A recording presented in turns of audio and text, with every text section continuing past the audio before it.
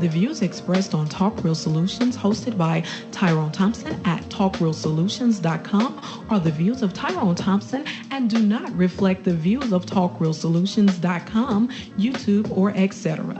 The content here belongs to Talk Real Solutions and its many contributors. Views and opinions expressed by all contributors belong to them and not talkrealsolutions.com or Tyrone Thompson, the host, or etc. All data and information provided on the site is for informational purposes only. Talk Real Solutions makes no representations as to accuracy, completeness, correctness, suitability, or validity of any information on this site and will not be liable for any errors, omissions, or delays in this information or any losses, injuries, or damages arising from its display or use. All information is provided on an as-is basis.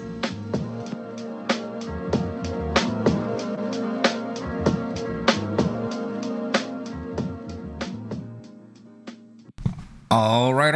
Welcome to the show. This is Talk Real Solutions, and I am your host tonight, Tyrone Thompson. I want to thank you for tuning in. Today is May the 4th, 2023, and I want to invite you to go to talkrealsolutions.com. And on there, you'll find the 3-point plan to Black empowerment and financial. What is that? I forgot what it is. I'm jacked up. What does it say? You'll find a 3-point plan to Black empowerment and financial freedom. It has 3 points. The first point is to get together with like-minded people. The next point is to stop all unnecessary spending and save your money. The third point is, as a unit investor, save your money in a verified and trusted institution. A great goal would be for you to open a Black-owned business, and we can all start practicing group economics today. And check out the rest of the links and articles on the website. That's where we'll be getting the news stories from tonight. You can follow along on the website, or you can follow along on YouTube or Facebook as I post the links. And you can also join the conversation by giving us a call at the number in the description. And that number is 717-908-1834. And the access code is 917-324. And I'll get you on the mic here. And you can join the conversation. All right, once again, welcome. I am your host, Tyrone Thompson. There's a lot going on in this country, and it's just too much stuff to keep up with. But I try my best because I'm doing other things besides the internet. But you know, in America, once again, today we had another mass shooting in Atlanta. I believe a guy shot up some health facility. Last I heard, it was like 3 or 4 injured and 1 killed in this incident. And the conversation about guns, about guns never seems to be important enough to our politicians and to the majority of Americans to try and do something about access to guns to save lives.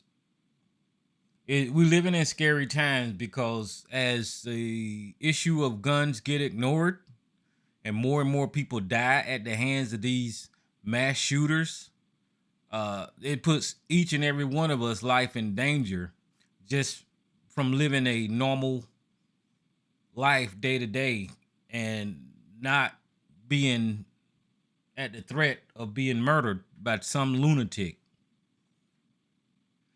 Uh, people need to stop with the indoctrination and propaganda that's surrounding guns and think about the health and safety of the American citizens.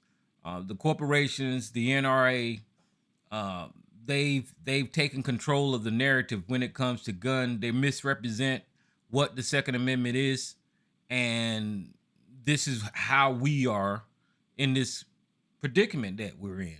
You know, there was a narrative one time before. I don't hear it so much no more. There was a narrative one time before that these people like Sarge was saying that the Constitution is there to prevent tyranny by using your gun to fight back against the government, a tyrannical government, you know, and that's nowhere in the Constitution. That would be dumb if you got a Constitution saying that somebody could cause an uprising, but that narrative has been pushed, and people on the right, especially these gun advocates, always, you know, use that reasoning for owning all these guns. But what that's doing is causing a whole lot of death in this country.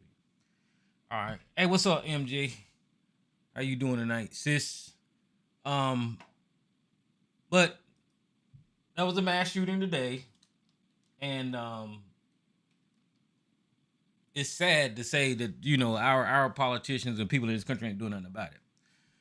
All right, so tonight's show, I'm gonna touch on a couple of things. Y'all know me; I be all over the place. But I called it F around and find out. That's what I called it, because there's a lot of effing around and finding out that's going on. You know, I think Elisa put up a couple of stories, like for instance with the Proud Boys. Today, 4 of them got charged with seditious conspiracy. They're going to jail for a long time for trying to overthrow the government. Before, the Oath Keepers effed around and found out, and they got charged with seditious conspiracy. Over 1,000 people have been charged when it comes to January 6th because they fucked around and found out that, you know, it's a slow process, but they're getting held accountable. And what I'm waiting for is for them to go on up the ladder so Donald Trump can fuck around and find out about this legal system. And they're slow to hold these people accountable. And we all know why. It's because of racism. It's because of racism. That's why they're slow to hold them accountable, but they are being held accountable.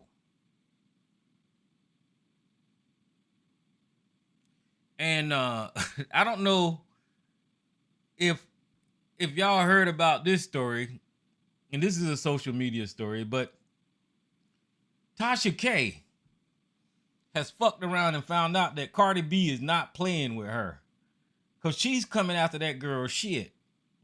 And and she's not playing.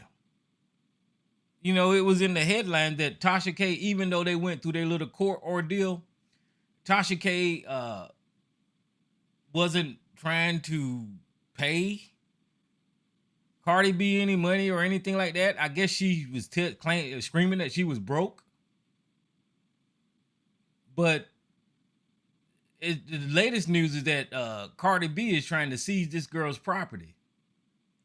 So Tasha K, with all that mouth she got, all of that shit she was talking, she fucked around and found out that Cardi B ain't playing with her ass, because she's trying to take her to the damn cleaners. Let's see how Tyrone defends white supremacy today. Look at here, nigga.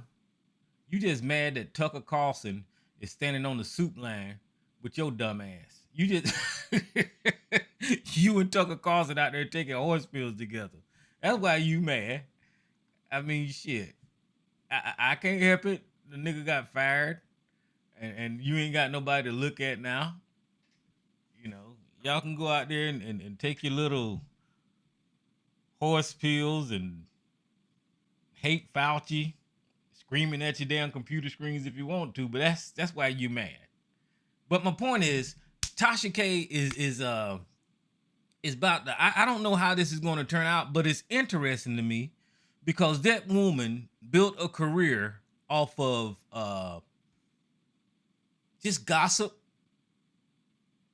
exposing people, and just being on YouTube, just showing people documents, telling their personal information, trying to expose celebrities and all this kind of bullshit. And that shit done got her in trouble. It's done got her in trouble. So with Tasha K's example, she was at the height of her popularity when nobody wasn't calling her out. You know, when nobody was, if you don't push back against people like that, then they're going to go on and on and on and on and on. And eventually Tasha K fucked around and found out that you just can't keep doing that, right? Same thing with ABC's crowd. You know, they was at the top of their game when Donald Trump was in office. They just kept going with the conspiracies about the Democrats eating babies. COVID-19 was made in a lab and whatever they were saying, you know, shine UV light up your ass, take horse medicine. But they fucking around and found out that Donald Trump, he's in trouble in New York with Letitia James. He's in trouble in New York where he got charged for 30 counts of financial fraud. He's in trouble in New York with E. Jean Carroll. The president of the United States, the ex-president of the United States, is on trial today, guys, for rape. Let me say that again. The ex-president of the United States is on trial for sexually assaulting someone. And then he's in trouble in Georgia for trying to overturn the Georgia election results. And then he's in trouble again for stealing documents out of the White House. Jack Smith has got, you know, that case, and they're processing that matter. And how that's connected to the Proud Boys is because the Proud Boys was working as Donald Trump's foot soldiers on January the 6th when they tried to overturn the election. And today, the Proud Boys got sentenced with sedition. So all of these people are fucking around and finding out. Like I said, it may be a little slow how the system works, but at some point in time, these people are being held accountable. I really wish that it would have been more expedient. Everybody on those videotapes that climbed all over the damn Capitol, that was breaking windows, that was fighting police officers. I really wish they would go ahead and just lock them motherfuckers up immediately so people won't even think that, you know, won't even have a chance to come up with some stupid ass excuse like, well, it was just a peaceful protest. We were just walking through the Capitol. They were just walking through the Capitol. Oh yeah, I condemn the violence, but you know that the majority of the people up there was peaceful. That's bullshit. Their main goal for going up there was to overturn the election results, commit treason against the United States of America. That was their main reason for going up there. That's why Donald Trump was standing on that podium trying to have Mike Pence not accept the electoral count. The name of the events was Stop the Fucking Steal. You know? And speaking of Stop the Steal, their leader is a homosexual that Alexander is a homosexual that requests pictures from little boys. And that's who Sergeant them following. They following a homosexual that asks for pictures of underage children. That was the leader of their movement.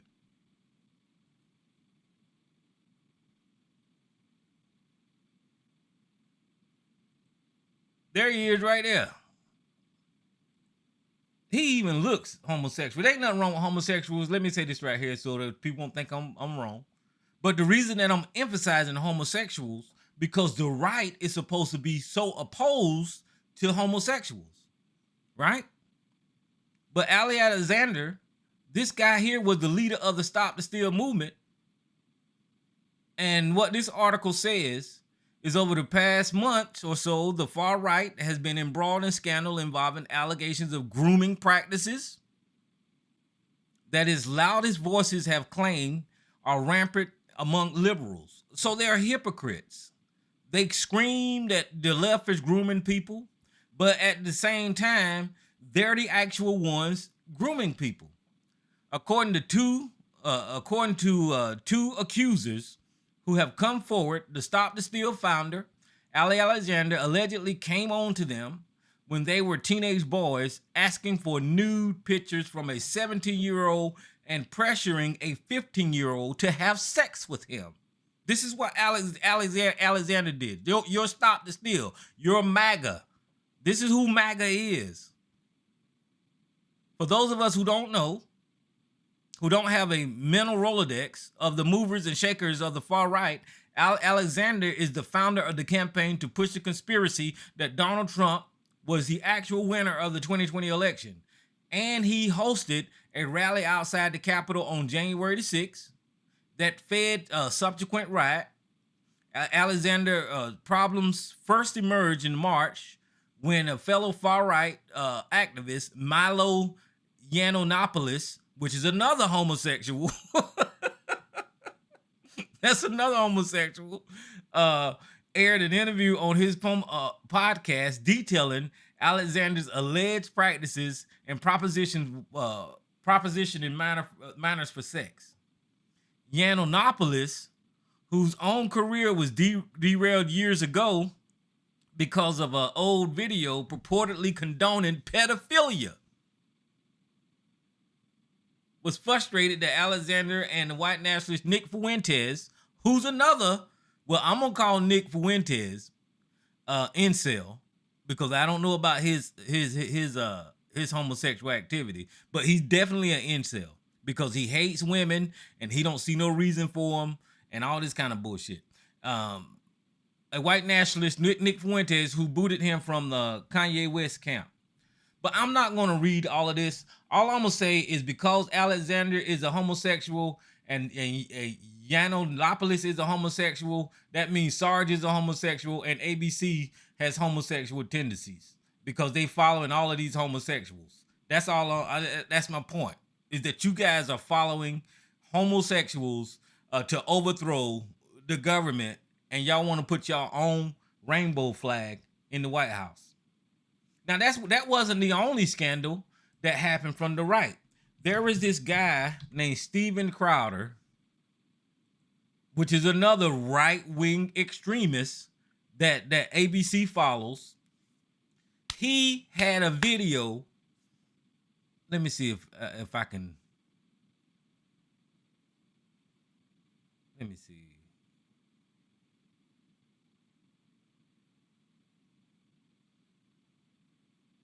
Okay, so let's see if this New York Post has got it. ABC, you do follow these people, so stop lying. You watch all their videos, so nigga, stop. You repeat all their talking points. You can't sit in that chat room and say that you don't, nigga. These are your people. Steven Crowder, in a bombshell ring video leak last week, the influential conservative commentator Steven Crowder berated his wife. His wife is pregnant, about 8 months pregnant in the video. The reason that that's significant is because Steven Crowder is one of these people that talk about the same dumb shit that ABC talk about with the family values and the man being the head of the house and the woman's supposed to listen to you and all this kind of bullshit. A woman's place is in the fucking house. This is what Steven Crowder does. This is where ABC gets his fucking ideas from. And this guy married, was arguing with his pregnant wife on the Ring video door cam. Now you can go see it, But let me see what it says. In the footage on June 2021, he tells her to fucking watch it and accuses her of refusing to do wifely things. It's right here in the article. This is what ABC say. Do wifely things. He's accusing her of refusing to do wifely things while telling her he doesn't love her. At the same time, she was 8 months pregnant with twins. Her family released a statement saying that she had been hiding his mental and emotionally abusive behavior from her and her friends and family. The pair, who was married in 2012, have been locked in contentious divorce since 2021. Crowder claimed that the disturbing footage was released on the journalist Yara Ali's Substack was misleading and edited. The video was not edited, guys. You need to go look at it.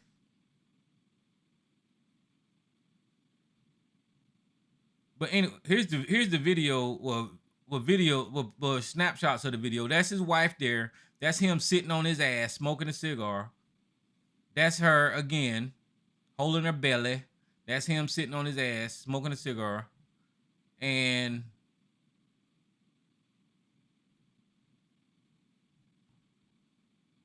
in the video, she said that she wants to go to the grocery store. And he says, you can't take the car. Now she's pregnant and he's sitting on his ass and she's trying to go to the grocery store. He's saying you can't take the car. He said, well, where's that going to leave me at? I'm not going to be able to go to the gym. I'm not going to be able to hang out with my friends. I'm not going to be able to do nothing. If you take the car, I'm stuck. Now she's trying to go to the damn store. And then he accuses her, you don't want to do wifely things. And then before she walks off the scene, he said, well, what you need to do is put on some gloves and walk the dog. I am not making this shit up, y'all. He said, you need to put on some gloves and walk the dog. And this woman is damn near in tears trying to say, look, I love you, but your mental abuse is too much. But this is the point that I'm trying to make here is these guys in the manosphere, because he's part of that, these guys on the right wing that preach religious and Christian values, these people are full of shit. And nobody would have known this about this guy if this Ring doorbell wouldn't have been exposed. And here you are again with the right wing being hypocrites. You already got two gay right wingers with Ali Alexander and Yiannopoulos. And then you got Steven Crowder, who's a fucking wife abuser. And then another report that came out about Steven Crowder this week, like yesterday, is that he likes to expose himself to his staffers. Let me see. Well, that's what that headline. Steven Crowder exposes himself at work. Let me see. This is nuts, and this is a right winger. All y'all crazy. Trump's on trial for rape. This guy running around here putting his dick in people's face. Ali Alexander sucking little teenage boys' penises. Let me see. Abusive right winger Steven Crowder exposes himself at work and berates his pregnant wife. Okay, we read that part. Hold on. Okay, so that's about the Ring doorbell. I'm not shocked. According to 10 employees, Crowder's headed an abusive company where he regularly became a belligerent, forced assistants to wash his dirty laundry and expose his genitals to co-workers, with 6 staffers claiming that they directly witnessed Crowder exposing himself. He climbed over and dropped his junk on top of Jared's shoulder, one source said, in a situation involving the ex-producer Jared Monroe. Another employee asserted that Crowder's actions were a power play. If you're a manager at a Red Lobster, did this, it would be national news. But this is crazy. And these are the people, the reason I'm pointing these out, because these are the people that sparked these people to go up there on January the 6th and try to overthrow the government. Now you got these people following Ali Alexander, which is a gay guy, and Yiannopoulos, which is the gay guy. You got Steven Crowder, which is another right winger that abuses his wife and takes his penis out around other men. These people are nuts. And then you got the Proud Boys, who actually got charged with seditious conspiracy, and they're going to jail. You got the Oath Keepers, one of Sarge's former groups that he used to hang out in. They got charged with seditious conspiracy. They're going to jail. Then you got Tucker Carlson, who got fired off of Fox News. You got Tucker Carlson, who got fired off of Fox News. And you got Fox News itself, who had to pay $787 million. Everything that you niggas was following has fallen apart. Everything that y'all was following has fell apart. From all of your leaders, you got Marjorie Taylor Greene. Let me see if I can find her. Oh, Jesus Christ. Marjorie Taylor Greene. These people are y'all don't know who the hell y'all following. Now I don't know how old this news is, but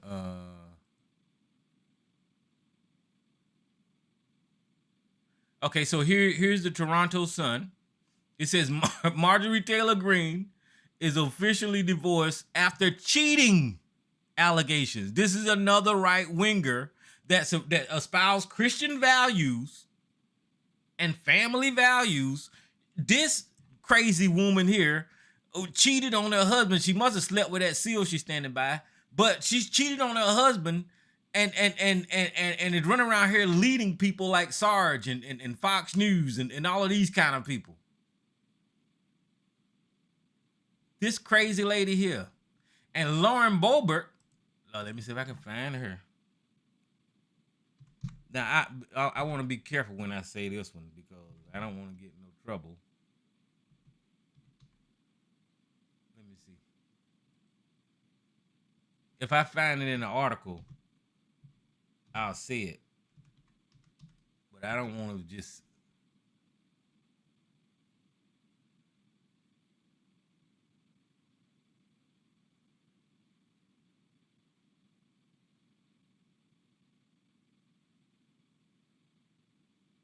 Okay, so I'm not gonna say it. But Lauren Boebert clearly, she had a couple of abortions before she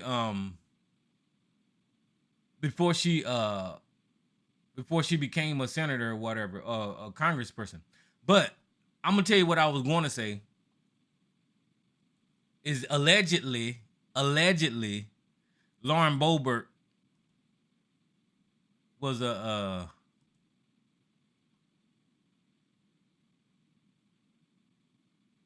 an escort. This is what I'm not saying it. That's what this YouTube video is saying. Lauren Boebert accused of working as an escort and having abortions. So I'm just, and this is KDRO News Channel 13. This is another right-wing religious Christian person that these people follow. Now, I'm not saying it. I'm reading this YouTube video, and that's the title of it. Lauren Boebert is allegedly accused of working as an escort and having abortions. Allegedly. So I don't know what all this is about. Y'all don't know who the hell y'all following. Y'all got a bunch of grifters out there just taking your damn money. Oh, and another one. Listen, watch this right here. I told you there's a lot of shit going on. Herschel Walker. Look at this headline. Herschel Walker is accused of taking $535,000 of campaign money and putting it in his own bank account. That is illegal. I told you these people crazy.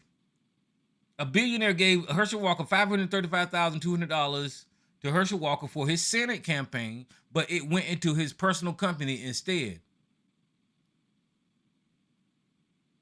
Herschel Walker, the former NSL who ran for the failed Senate campaign in Georgia, received $535,200 political contribution that was wired to his personal company.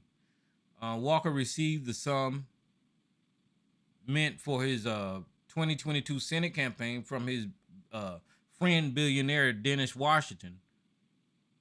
The outlet reported on Wednesday, Washington wired the money to Walker's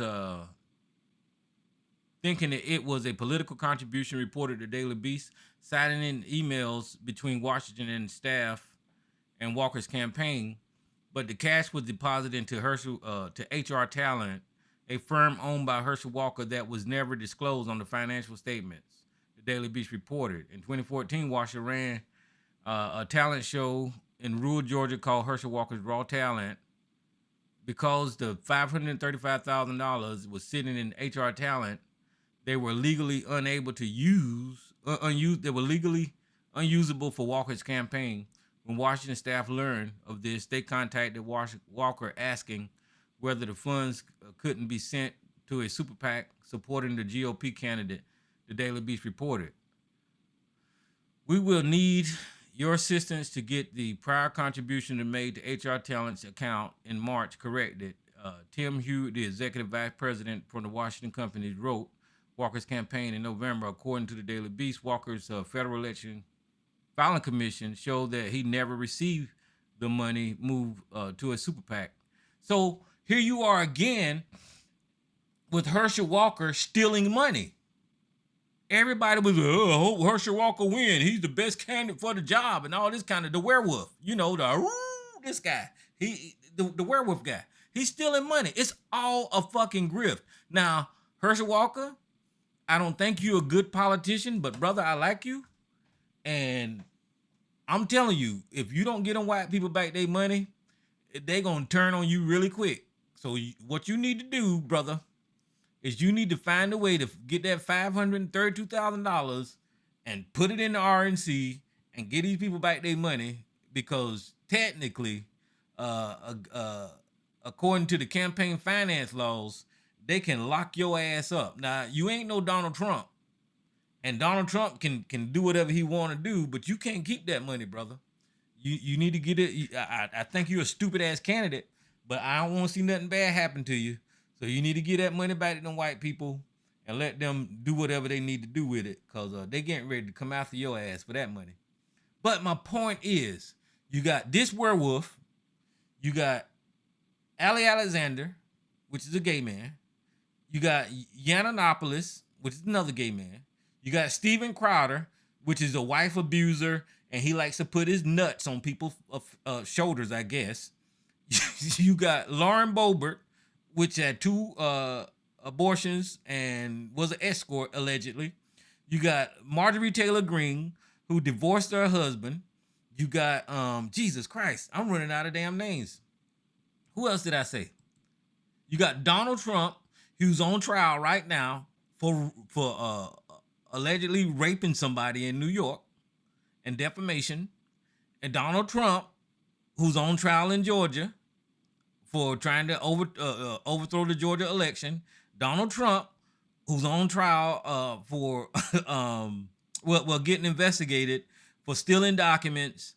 You got Donald Trump, who's got 30 counts of financial fraud. Jesus Christ, I can't remember all this shit. It's too much. Oh, and then you got this coon, Clarence Thomas. Jesus, they so many corruptions on the right. It's ridiculous. Now, y'all heard about Clarence Thomas and his handler, Harlan Crow. He bought a nigga judge. That's what he did with Clarence Thomas. But he's in the news again this week because Harlan Crow supposedly paid for his son's tuition. It just never ends. It never ends. It never ends. It never ends. So here's my point, is that the right has did a good job in demonizing the left and characterizing the left in such a way that makes them very unattractive to a lot of people. I give that to them.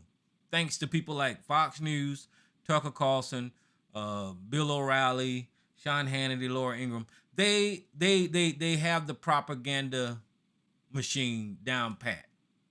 And they have mentally placed in the mind that the left is demonic, that the left does certain things that is against the Constitution, that the left is just nobody that you would want to support. So they've demonized the left, right? But at the same time, every one of these people that I just talked about is guilty of everything that they accuse the left of, right? They're guilty of everything. They're just as bad and terrible as the people that they're trying to describe on the left. And to be honest with you, I'm left leaning. I support left policies. I want a healthy, clean planet. I want green energy. I want somebody to do something about climate change. I don't mind homosexuals and transgenders living their own life. I don't give a shit about none of that. If you live in a free society, I think that you should be able to do whatever the hell you want to, because that's what a free society is. You can be free. If you want to smoke weed, smoke it. Hell, if you want to do LSD, I ain't gonna stop you. Just don't get behind no damn car wheel. I don't give a shit. That's your life. You do whatever the hell you want to do, just long as it's not immoral, illegal, and fucking with the children. Don't do that. You do adult shit. You can do adult shit, but don't fuck with the children. Don't break the law, and don't do nothing that's immoral. Right? That's my little rules. I don't give a shit who you sleep with. I don't give a crap what you sucking on, and I don't give a crap who carpet you munching. I don't care about none of that stuff. That's y'all business. Can you do the job? Are you gonna contribute to society? That's the way I see it. But these people on the other side, they want to outlaw, and fairness and justice, they want to outlaw a certain demographic of people because I don't know, they don't like gay people. They want to ban books.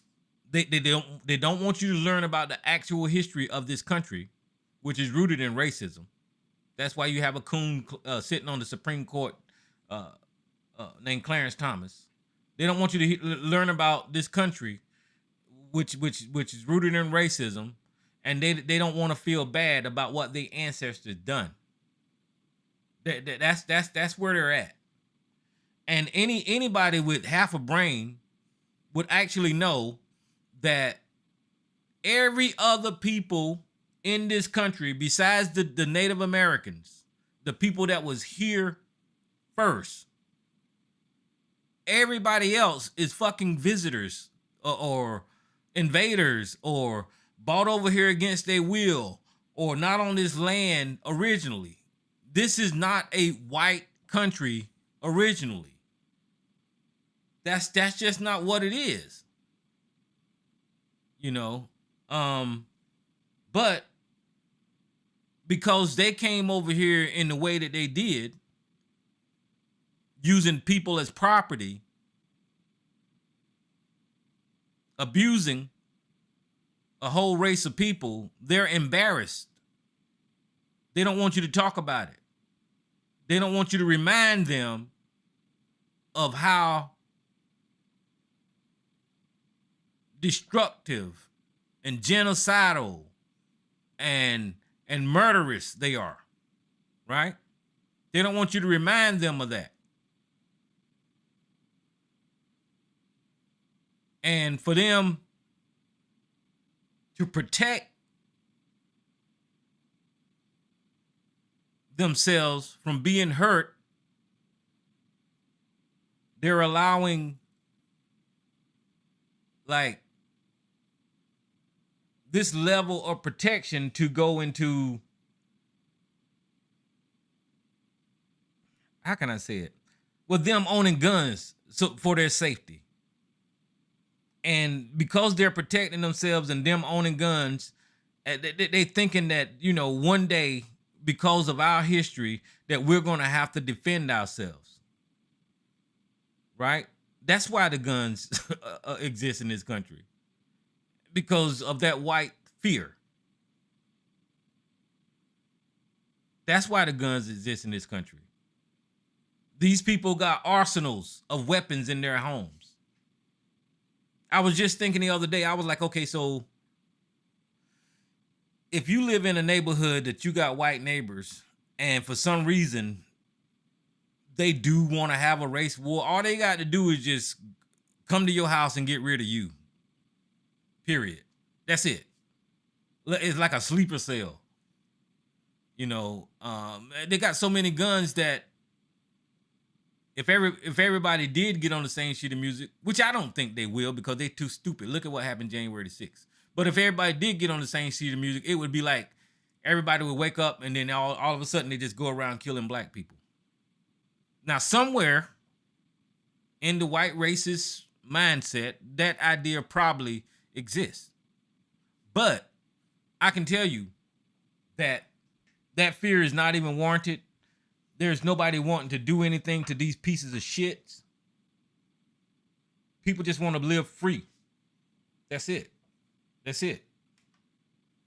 And we see how they move because their plan failed on January the 6th. And now the people that supported their actions is going to jail.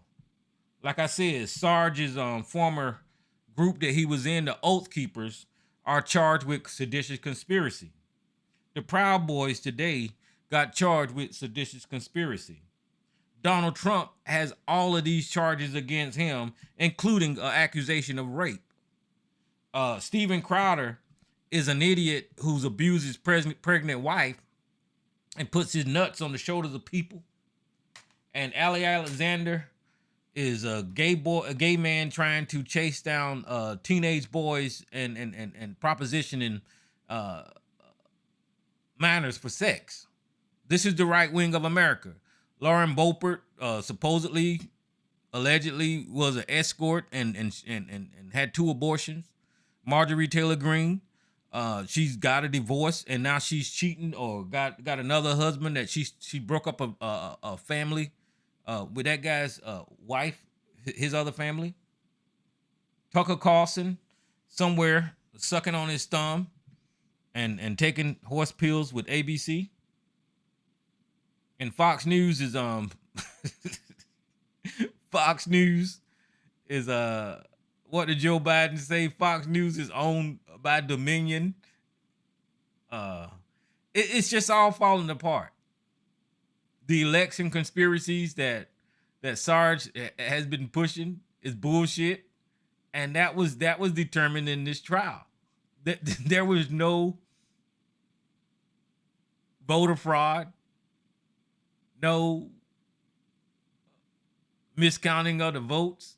Donald Trump lost the election. He lost the popular vote 2 times in a row, mind you. I mean, they're just losing. So what they have to do now is they have to gerrymander and change the systems around so they could at least have a fighting chance. And what's good about what I just said is that means that their messaging is weak. Nobody wants to be on the side. It was stolen. Lorraine, the election was not stolen. It didn't go to trial, you dumb ass motherfucker.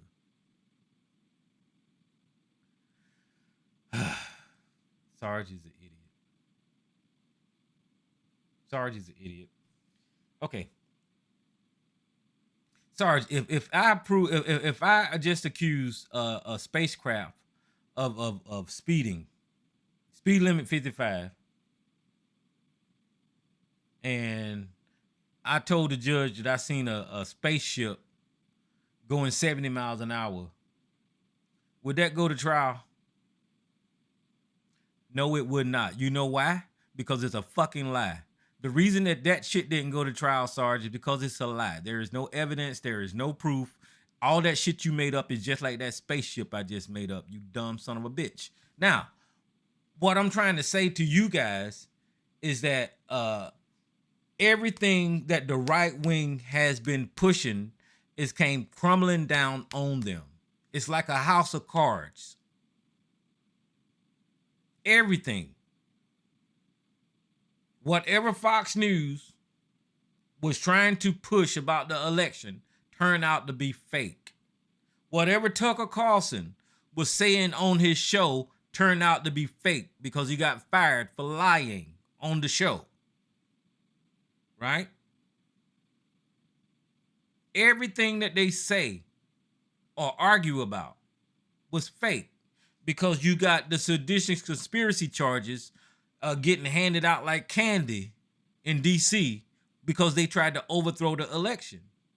Everything is fake. And to get in conversation with these indoctrinated idiots like the ones sitting in this damn chat room is just, at this point, ridiculous. It doesn't make any damn sense to have a conversation with Sarge about a settlement compared to not a trial. Because when you settle something, you're actually conceding, you dumb son of a bitch, that the other person is right. All their claims are correct. Because if they had the evidence to prove otherwise, they would have went to trial. It was a settlement because they didn't want all the exposure to come out during the trial. And I cannot believe that you used to work in law enforcement and I'm having to describe this to you. I don't get it. I don't get it. This guy wasn't no cop. What kind of cop was you? Huh? And look at his little puppy dog on his horse pill. Get him, Sarge. Shut the fuck up. But what kind of police were you that you don't know the damn law? A settlement is basically a confession. When you settle, you don't want it to go to trial. You don't want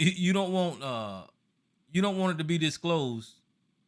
As a matter of fact, since the settlement, there has been other Tucker Carlson messages that came out that would have been used in the trial that really makes Tucker Carlson looks bad. Let me see if I can find one.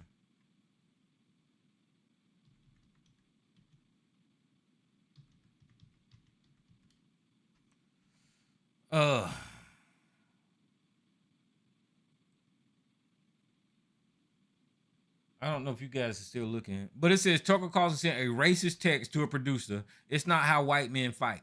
This was not revealed in the trial because they didn't go to trial. It was settled. But after the trial, Tucker Carlson, I don't know. I guess somebody's fucking sending Tucker Carlson shit out, at Fox. But it was a racist message sent out by Tucker Carlson.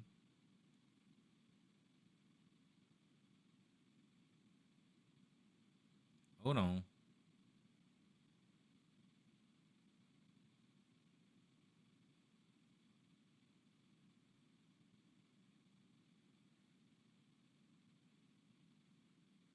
I'm trying to find out the beginning of the text so I can read it to you. At the end of the text.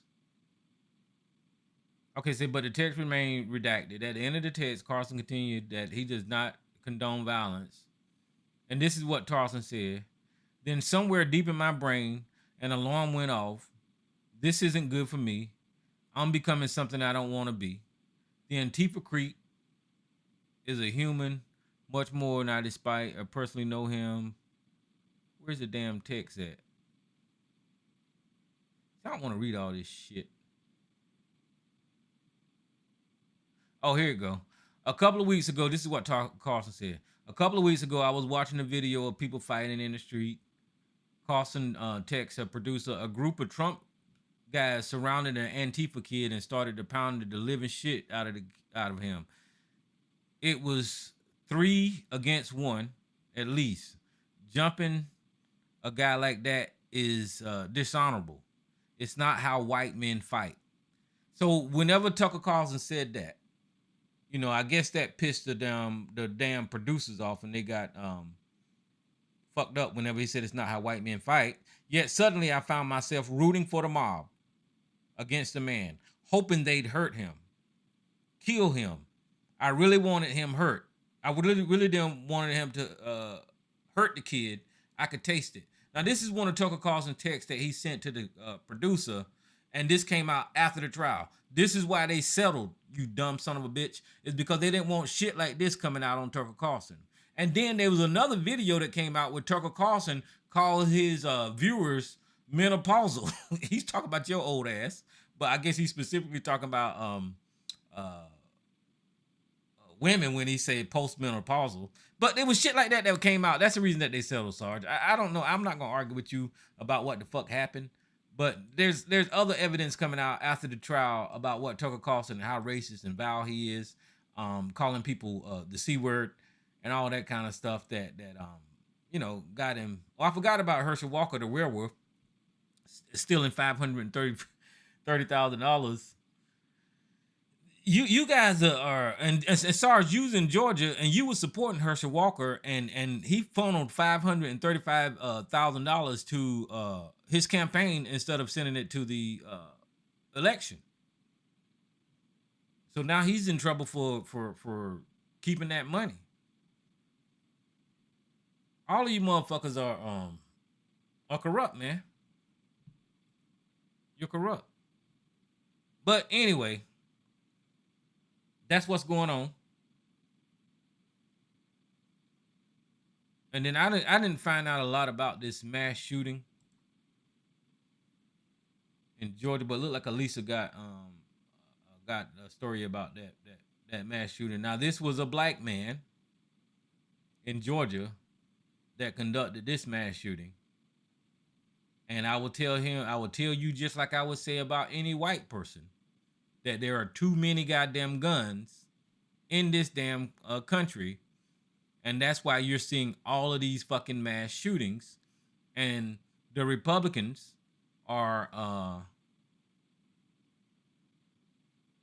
hell-bent on not changing a damn thing when it comes to all of these mass murders in this country. And that's why we need to watch out. Because they don't give a shit if you live or die. They don't give a shit. And there was another story. Hold on, she don't have that one. Listen, and this is going to prove to you about white privilege in this country. Y'all heard about the guy in New York. They've been talking about this all day.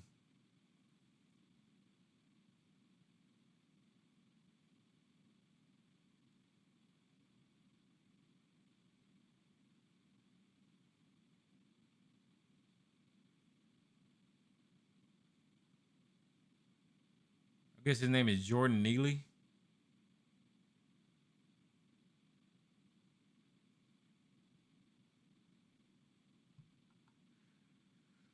Okay, anyway, what happened?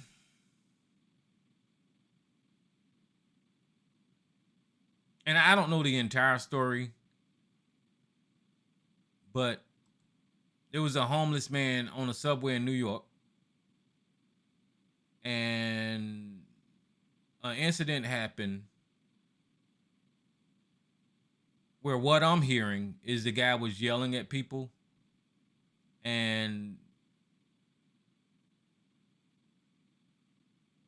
some civilians jumped on this guy, holding him in the chokehold for 15 minutes and killing him. And what got me about the story is that after that murder, because that's what it was, they let the person go that committed the damn murder.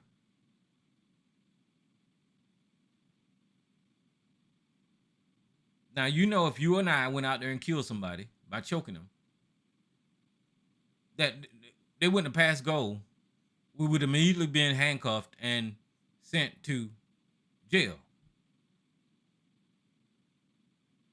But here's a story from, I don't know, New York 4, NBC. It says, New York subway chokehold death ruled a homicide. It already ruled a homicide as group demands justice for Jordan Neely. A 24-year-old was taken into custody for questioning and then later released. the NYPD said, but the question remains, was this heroism or vigilantism? The death of a homeless man who allegedly had threatened passengers on board the New York subway and was put into a chokehold by one of the riders has been deemed a homicide, according to the medical examiner. Investigators have said that they were waiting on the report to determine whether or not it was the chokehold that killed the 30-year-old Jordan Neely on the Broadway Lafayette station Monday afternoon. However, no charges have yet been filed against the 24-year-old passenger who put Neely in the headlock. Some are now calling for justice for Neely, who was homeless and struggled with mental health illness,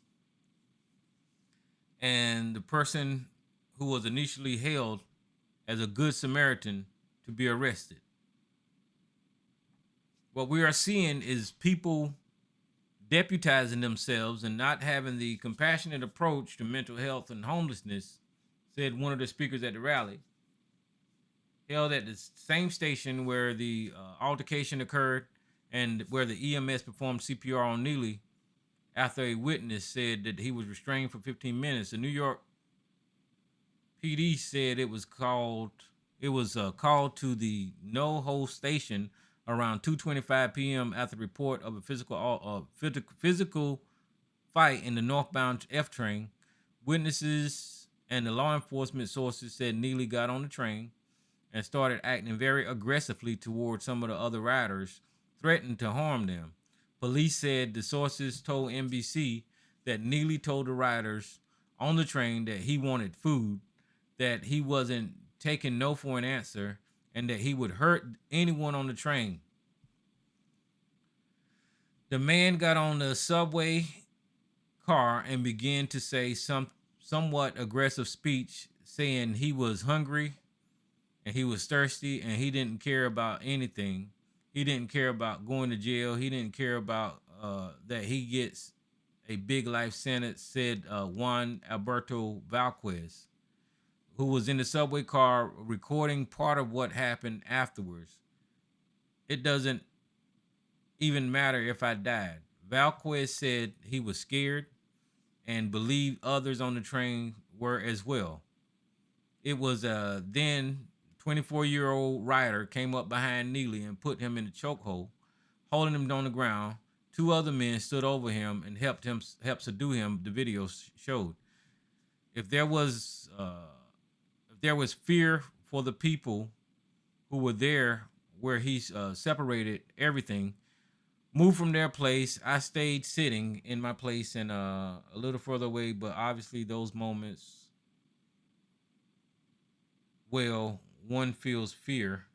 One thinks he may be harmed, Valquez said. Listen, Valquez is full of shit.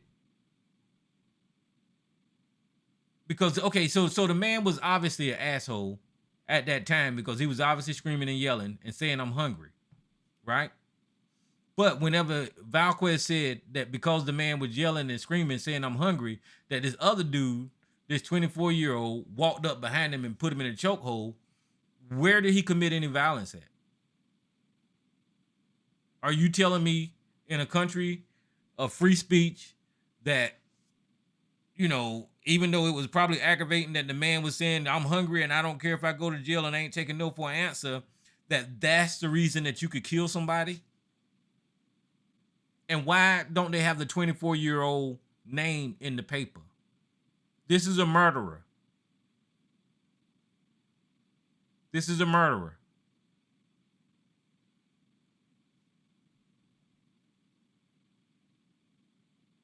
Mayor Eric Adams did not weigh in on the matter. As a spokesman said, any loss of life is tragic. There were a lot that we don't know on what happened here. There is a lot you do know. You got a dead civilian on the goddamn train. What the fuck you mean? You got a murderer on the loose. So why did they let this man go? Want me to tell you why they let him go? Tonight, we have some new information on the fight on a subway car that ended with a headlock at the almost 15 minutes, but they didn't think he was going to die. Well, they let him go because he's a white man. They let him go because that's a white man. That's a white man. That's a white man that's holding him down. That's why they didn't charge him with murder, because he's a white man. That's exactly why they didn't charge him with murder. They got his face blurred out because he's a white man. That's why they didn't let him go. That's why they let him go.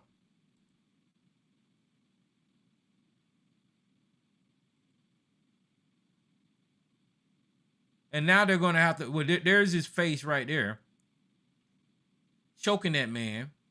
And there's another white man, and there's another white man. That's why nobody's been charged in this case. And now they're going to have to try to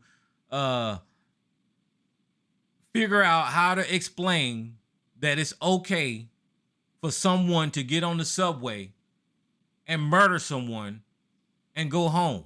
And they're going to bend over backwards trying to justify this murder because they're white men.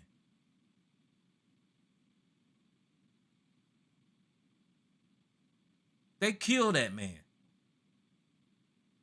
for everyone to see.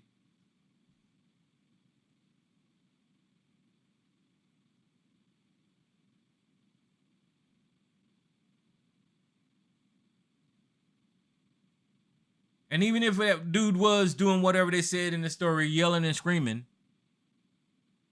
there is no reason for that man to be dead. So you're going to hold somebody in the chokehold for 15 minutes. And now the governor of New York, the mayor, they need, why is this guy not in handcuffs?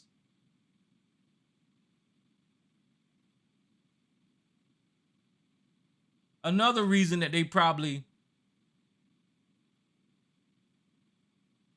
allow these people to go free is because of the victim status of being homeless. You know how people say people don't care about people who's homeless?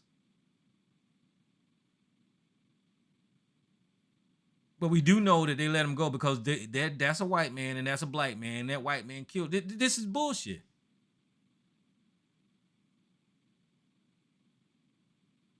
You remember Eric Garner? Those police got held accountable for choking that man to death. Or sitting on top of him until he died. George Floyd. Those police got held accountable for choking that man with a knee on his neck to death. So you telling me this guy without a badge, without any authority, can take it upon himself to choke someone to death and then he gets set free? This is the damn country that we live in. That's crazy to me. That is crazy. Now watch when all this hell get raised by them people in New York, because I know they're going to raise hell. That's whenever they're going to say, okay, well, it's time to lock this guy up or do something about him or hold him accountable. You know, that's sad, man. I hate that cat got killed, but this justice system is kind of jacked up because they didn't hold accountable these people who murdered this man. They let him go. That's nuts. But anyway, Miss Alicia, welcome to the show. How you doing tonight, sis? I'm doing okay. How about yourself, Tyrone? I'm doing all right. You got anything to put out? Yeah, I heard you was talking about the guy on the subway train who got choked out. I know they have a video floating around. I don't watch stuff like that, but I was listening to this one particular show. I guess you can call them bloggers, but they're really a show. And one of the one of the guys on there was saying that, well, he's a native New Yorker, and the other one, they said everyone sees those people on the subway having a mental episode. Mm-hmm. We see them here, and people see them all over the place. But I can count. I don't have enough hands and feet, whatever, toes and fingers to count. But many times I've seen people have an episode on the subway. You see what I'm saying? Right. And you just ignore him. And like they were saying, and the guy who did the choking him out, he's a New Yorker too. So he's seen it many, many times himself. So I don't know. We have to just wait and see what they're going to do about that. I mean, but to just seem like after the guy was subdued, let up on the chokehold. I mean, let up. And so I don't know. I'm still a little fuzzy on the information. Was he attacking somebody, or he was just being loud, boisterous, and rude? Well, according to the story, it just sounded like he was screaming and saying that he's hungry and he's not going to take no for an answer, and he don't care if he die or he don't care if he go to jail. He was screaming stuff like that. He didn't touch nobody. He didn't physically attack anyone. And this guy walked up behind him and put him in the chokehold. Well, we just have to wait and see what it is that they're going to do in New York about that, because that just was extremely sad to hear about that. It was just thinking, but just like I can't remember what state it was, the young man who got shot who went to the wrong door. Now, a lot of people were saying that they're not going to do nothing. The police sent the old man home. I think our community kind of jumped the gun on that one a little bit. I always felt that, no, they're just not sending him home. That dude is going to be charged. Mm-hmm. And he was charged, I think, I remember a couple of days after, about a day after we all started hearing. Well, he was charged the same day I heard about it, later that day. So we have to see what they're going to do in New York. Because sometimes in cases like this, yeah, they take your statement, they send you home, your own cognizance, and we have to wait and see what they're going to do. Yeah, but my thing is somebody lost their life. Shouldn't somebody be held accountable because somebody lost their life? I mean, somebody should be in jail. Well, somebody might be. I mean, maybe they have to take time to look at the. I don't know if they. The video that's floating around. I haven't seen it because I don't watch things like that. But maybe they're waiting to get. They're waiting to get the film, because all the subway cars and stuff like that have cameras. So maybe they're waiting to get not, like, say, someone who's recording it and it got put out and the news is using it, but they might be waiting to get the actual footage from the IRT from inside the actual video, actual train. Mm-hmm. And they can take a look and see, and then they have to question more people. I know it seems crazy, but if nothing is done, then everyone was right. They're not going to do anything.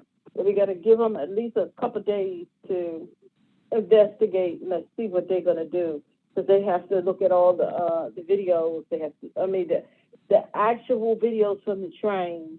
They have to talk to the witnesses on the train, so they can get a better handle and decide what they're going to do. But that was just sad. What was he, a Michael Jackson impersonator or something? Yeah. Well, see, it seemed like to me they're waiting on a justification for this killing. Probably. They're trying, like you said, they're probably going to look at the video and probably say, he had a reason to grab him in a chokehold. But there is no reason to grab nobody in a chokehold till they die. I mean... No, not till they die. Yeah. Not till they die. You grab them up, and once they subdued, you don't continue to. Why are you continuing with the pressure? That's my thing. Why are you continuing with the pressure? After he's down, let up off the pressure. Because that's what my brother told me. You let up once you get. They're not. But that dude's not police. But the police is supposed to be using them chokeholds. But so he was just a regular civilian. But let up. You want to just continue to hold the pressure till the person is choked out? Oh, it's just crazy. Absolutely crazy. Then the shooting at the hospital. You know what, Tyrone? I didn't even put one of those stories up. But the shooting that went on in the hospital, it's just so much craziness. Sometimes you just have to just divorce yourself from some of it. pull back from some of it, because every day, every other day, I don't even know what that's about. No, I did put one story up. They arrested the guy who that went and with shooting in the hospital, but I didn't do any research or anything on that because I just heard it on the radio. Yeah, and before this shooting, there was a shooting in I think it was Texas where the guy killed 5 people and he was on the run for a little while. It's just so many shootings going on. Yeah, it just seems like everybody just been going crazy, but they're not. I mean, this is just every other Wednesday in America, the shootings anyway. Every Wednesday in America. There's nothing new about it. It just gets to be a little bit too much. Then I heard you were talking about Clarence Thomas. Now, I put that story. Mm-hmm. And I mean, I get your opinion. Do you think they're going to do something with Clarence if they keep finding more stuff? Well, because there ain't no rules for those guys, it's very difficult for them to do anything to a Supreme Court justice. Now, the only person that could do something to Clarence Thomas is the person that's in charge of the Supreme Court, and he could basically, I don't know what they call it, but some type of letter or some type of something condemning Clarence Thomas's behavior. Condemning or censor him or censor him or now they like can that. impeach. I mean, they can impeach him, but the way I heard it on the media today, it's going to take a whole lot more evidence, including a whole lot more than that. Yeah, including his wife participating with the insurrection, including him, forgiving his wife or descending on the decision for his wife involvement, including him and Harley Quinn and the luxury trips and this one right here with his nephew. So it's going to take a whole lot more than that for him to get impeached, is what they said. Now, I don't know how much more it's going to take, but damn it, this is corruption. He's just wrong. It's corruption. He's breaking the law. He's doing stuff he's not supposed to do. But just like people keep saying, Anita Hill tried to tell the people back then that man wasn't no good. So, and here we are, what is it, like 30 years later? Yeah. And the people that he's supporting, Harley Quinn, those are the ones that got Roe versus Wade overturned. So he's doing their bidding. Yeah. He's doing their bidding. Yeah. And that's corruption to the core there. It is corruption to the core. I'm just curious to see all this I know Politico and whomever else is digging into all of his stuff. I hope they continue just to show how vast and how far his corruption goes. I hope they continue and that they don't let up on him.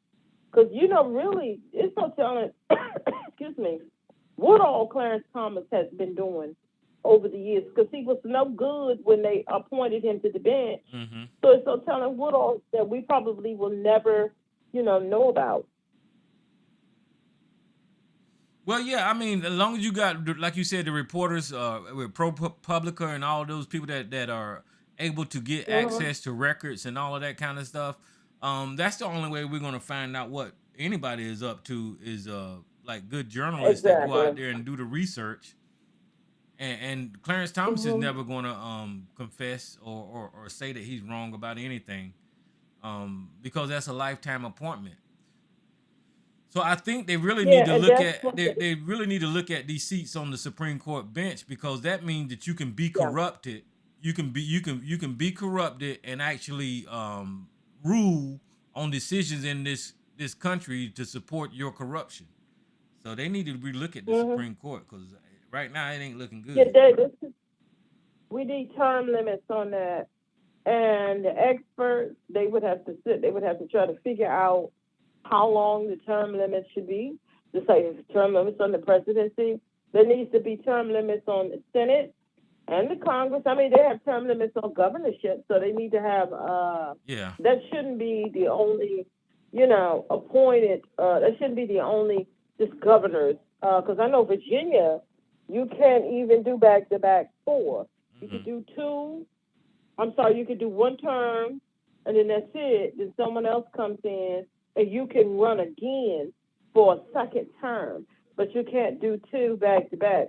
Now, to me, that doesn't really make much sense because if the governor is really, doing a lot of things and implementing a lot of things, it takes time for that to play out, Yeah. to see the fruit from it. So I don't think that, like in Virginia, their governor just do the one term. You're not giving the governor a long enough time for what he's doing. I just think that doesn't make sense. And then they come back 4 years, and whoever was there, during that time, if they come back in 4 years, a lot of the things that they were trying to do is probably going to be undone. So that doesn't make sense to me. But nonetheless, all the rest of the states, governors can do 2 terms. President can do 2 terms, and they need to put term limits on the House, on the Senate, and especially the Supreme Court. Yeah. They really need. I don't know what the term limits. Maybe 12 years or something like that. They need to put the Supreme Court is not like they're really implementing different things like a governor is in a state. So they can put term limits on them 10 years or maybe 15 or whatever, But they definitely need to do that, especially on that bench. And then a lot of these other governors, these federal judges around the country, they all have life term appointments. They need to have term limits too. Everybody needs to have term limits. All elected officials and everybody who elected officials appoint need to have term limits. That's just how I see it. I mean, because like some people get up into Congress and stay for 50 years and all kind of food. No, Yeah, like that lady from California, Feinstein. She's holding up a lot of stuff. She's holding up a lot of stuff because she got sick and she can't go vote on a lot of stuff. And they wanting her to just step down, but she won't. So it's just ridiculous. I know, like one of the senators here from our state. I was fussing about him. Oh man, he has been. He's been in the House. Steny Hoyer. He's been in the House for. He don't even really run a campaign, to tell you the truth. You know that it's election time coming, and up round election, he'll put out a commercial. That's it. Because there's hardly any, Democrats that's going to run against for the seat. He'll put a commercial out to remind everybody, y'all got to go vote.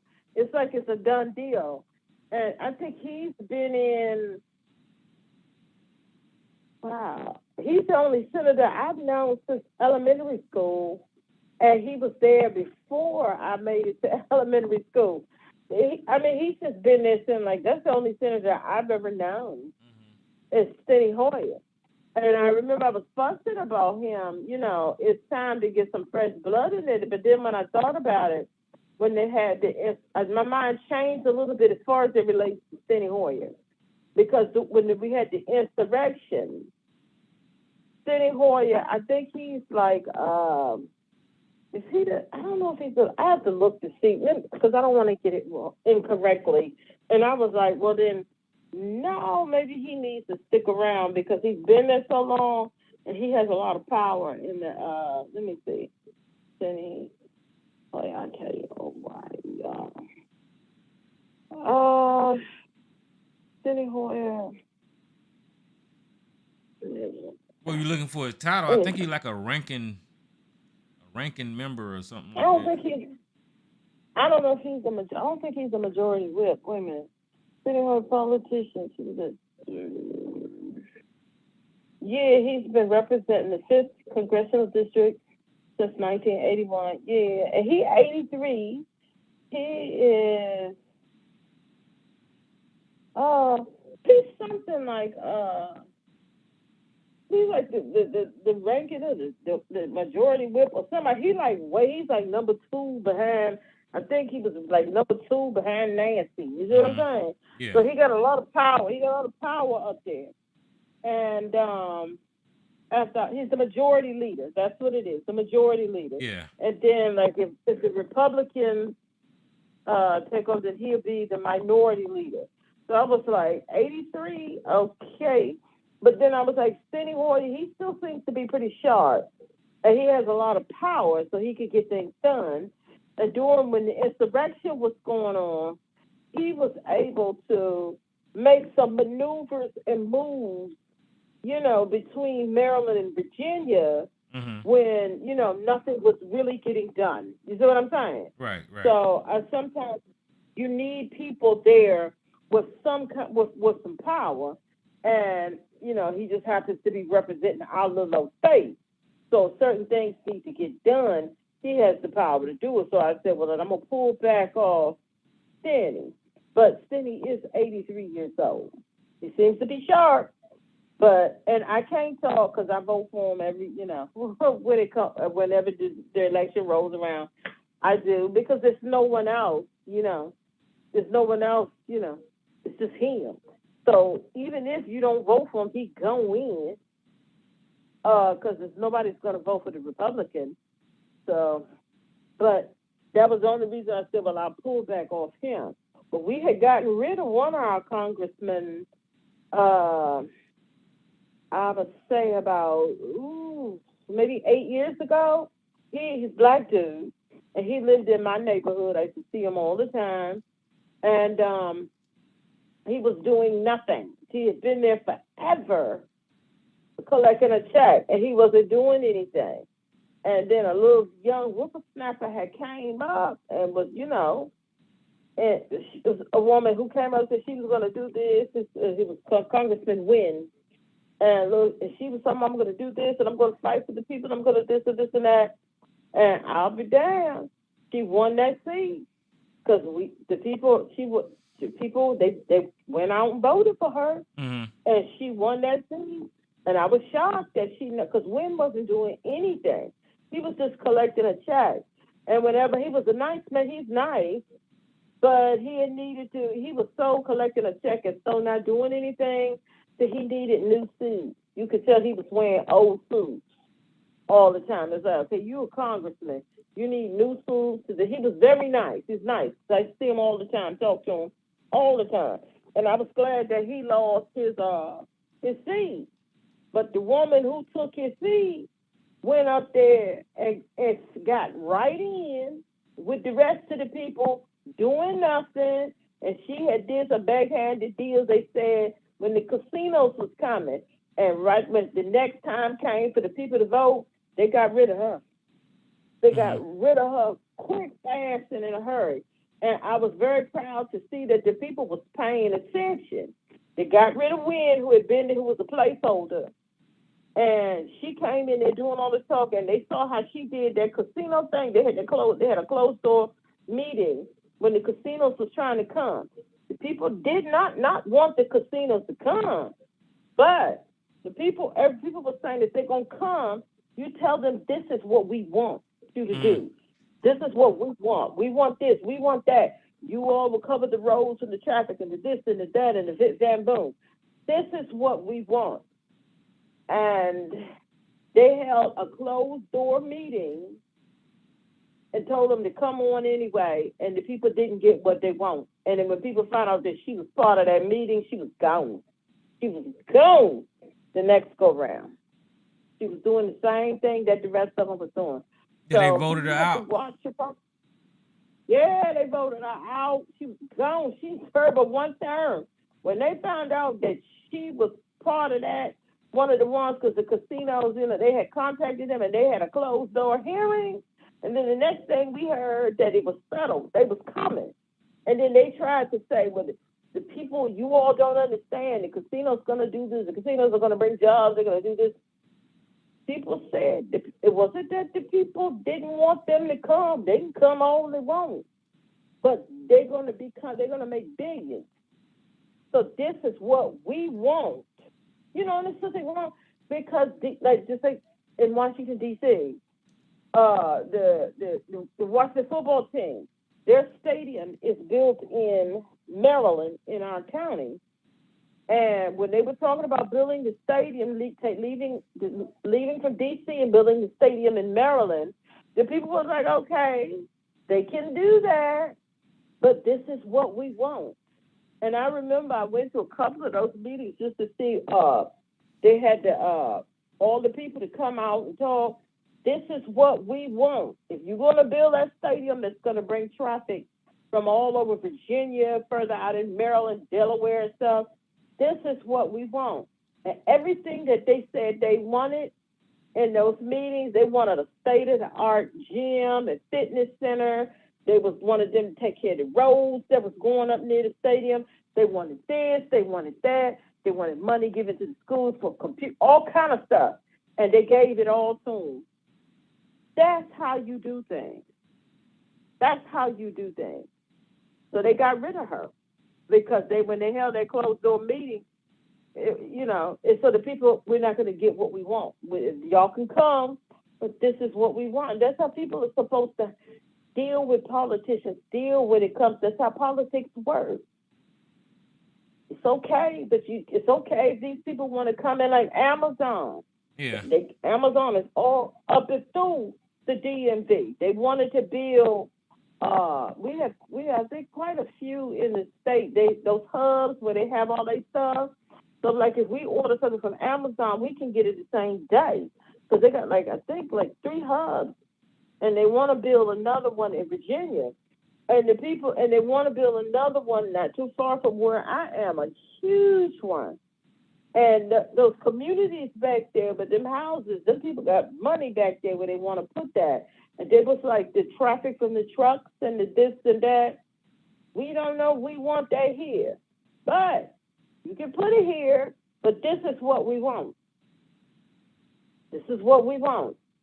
So they ended up putting a smaller hub, and I think they're going to put one out in Northern Virginia.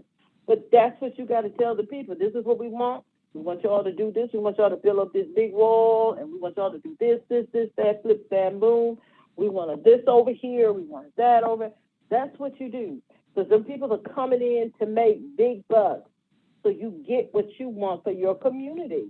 And that's why when people say that politics, who cares about politics? I don't vote. I don't get involved.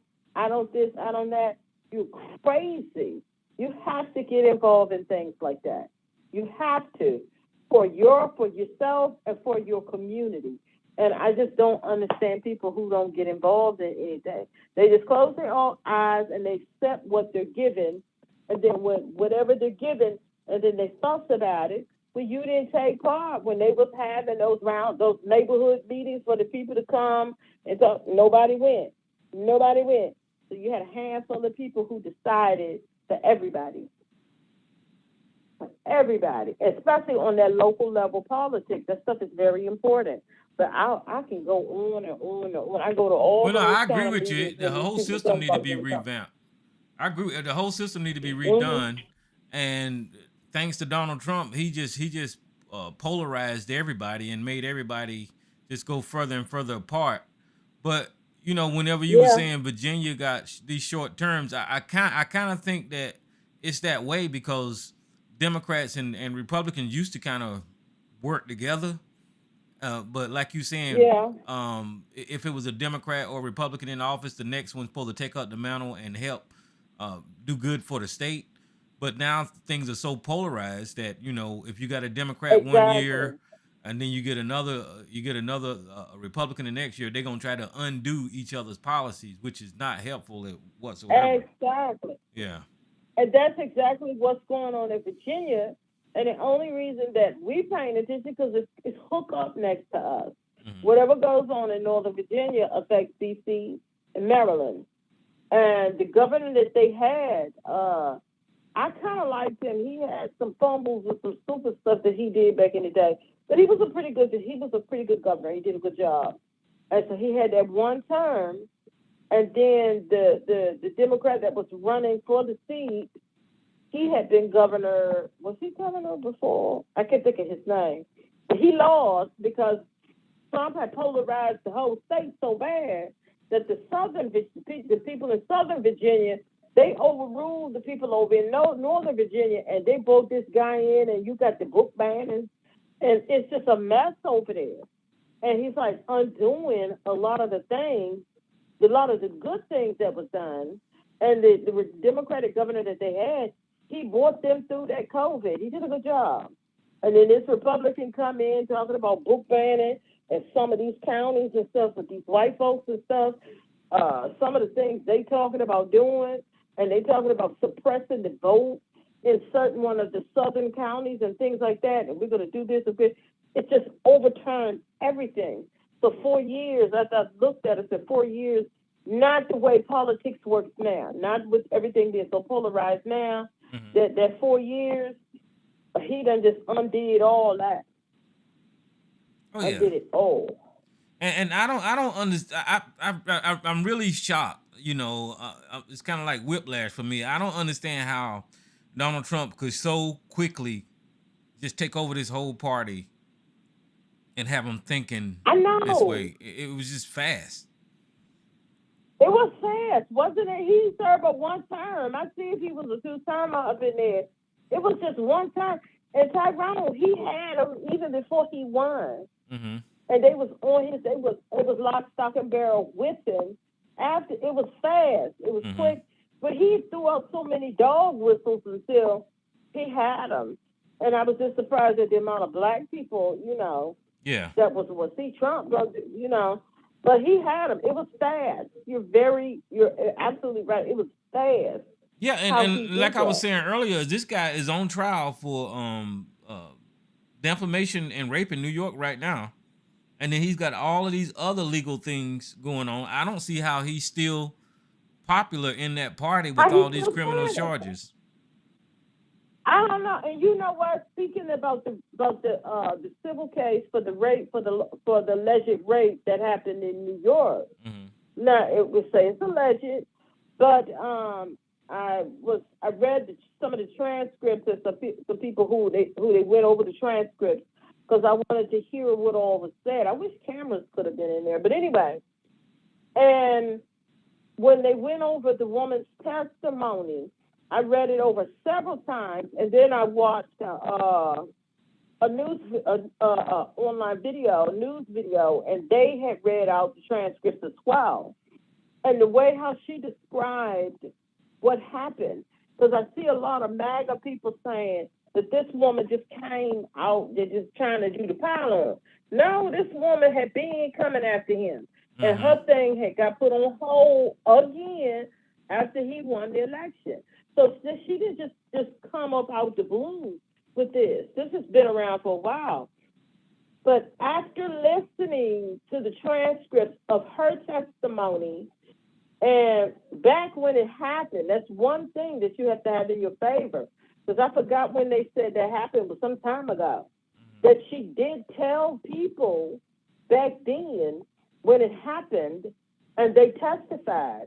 Yeah, that's what I heard today too. So to me, like that was a nail in the coffin there, because I think she told two people. Yes, and you want to know what? And listening to her testimony, and then after what Trump said to Bush and them nephew or cousins, about grabbing by the private parts. Yeah, I believe that woman. I believe her, because after listening to the transcripts of her testimony, I believe her. Because at first, when I first heard about this some years ago, and they was like, yeah, this woman said that she got sexually assaulted in Bergdorf in Goodland. I'm like, what? He's allegedly he did that, up in the dressing room. And I really didn't pay it in too much attention. But then after listening to her testimony, I believe her. And how she said how it went down, I believe her. I do. I really do. I believe her 100%. Because the way how she stated how it went down, that sounds just like grab him by the private parts. That thing that he said, you just do it, He did that because guess what? He did that to her before at the beginning of the sexual assault. And that was the same, when she finally reported it and this and that, she said that back then, way before we heard about that grabbing by the private parts. He did that to her at the beginning of the sexual assault. And how she explained how it all went down, I believe it. I do. I believe her.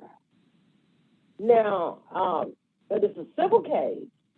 So I hope that she wins her civil case. I really do. I hope she wins it because I don't think it's not about the money for her.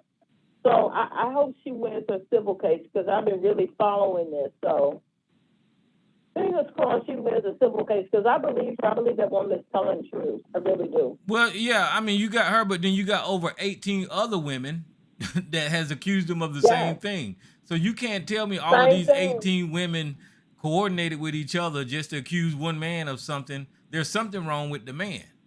You know, I mean, Uh-huh. it's got to be. And then you got that Access Hollywood tape of him supposedly being alone with somebody and saying something in private, but we really actually heard how his mind worked. You know, so That's how his mind works. And yeah. how his mind works is how that thing, how she said, it started off with her. It just said, grab her by the private part. That's just what he did in the beginning. And he just took it. Wait a And minute. Hold on. so I I said really believe 18. it. I said 18. It looked like the insider got 26 women. So either way, it's a Well, it lot of says, women. yeah, it's a lot. It sounds like the pile on like they did with Cosby. And it took that many women to really get people to really looking at Cosby, even though some of them was lying. But because they did some of them things, but some of them they did get caught in lies. Hmm. But I don't know. This is just I was listening to political pundit was talking about the dangers of Donald Trump. And they were saying he's dangerous. He's the most dangerous if he was to become president again for the country, inside the country. He's very dangerous for the people inside the country.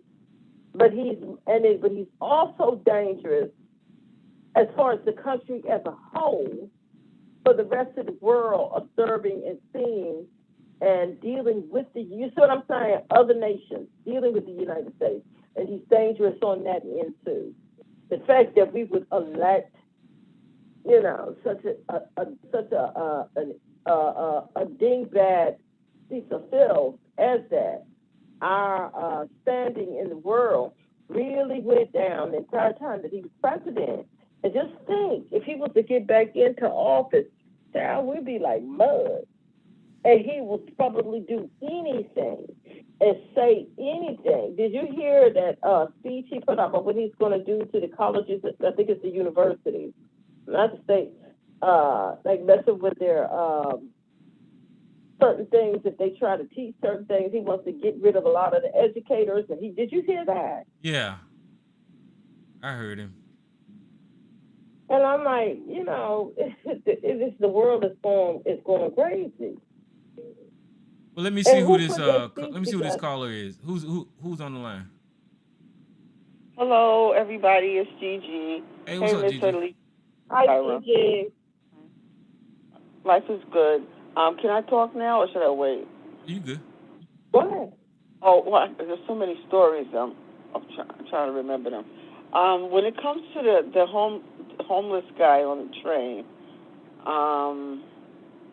any case that this guy Alvin Bragg prosecutes or fails to prosecute or anything, any action that he takes or doesn't take, is going to be held up to scrutiny because he is hated by the Trump lovers. So anything that he does wrong or right, it can be misconstrued and the complete story turned upside down to make him look like the bad guy. So I can feel that welling up. Also, what was the other thing about Bragg? Shoot, I can't remember. Dag nabbit. Okay, so that was Bragg. I did not see the video, thank God. I learned from Elisa. I watch it up to the, and then if I get that close, I won't watch the end because it's not worth it. But so I haven't seen the video yet, but it might be inevitable that I may have to see it. So what else did y'all talk about? It was Obama. It was not.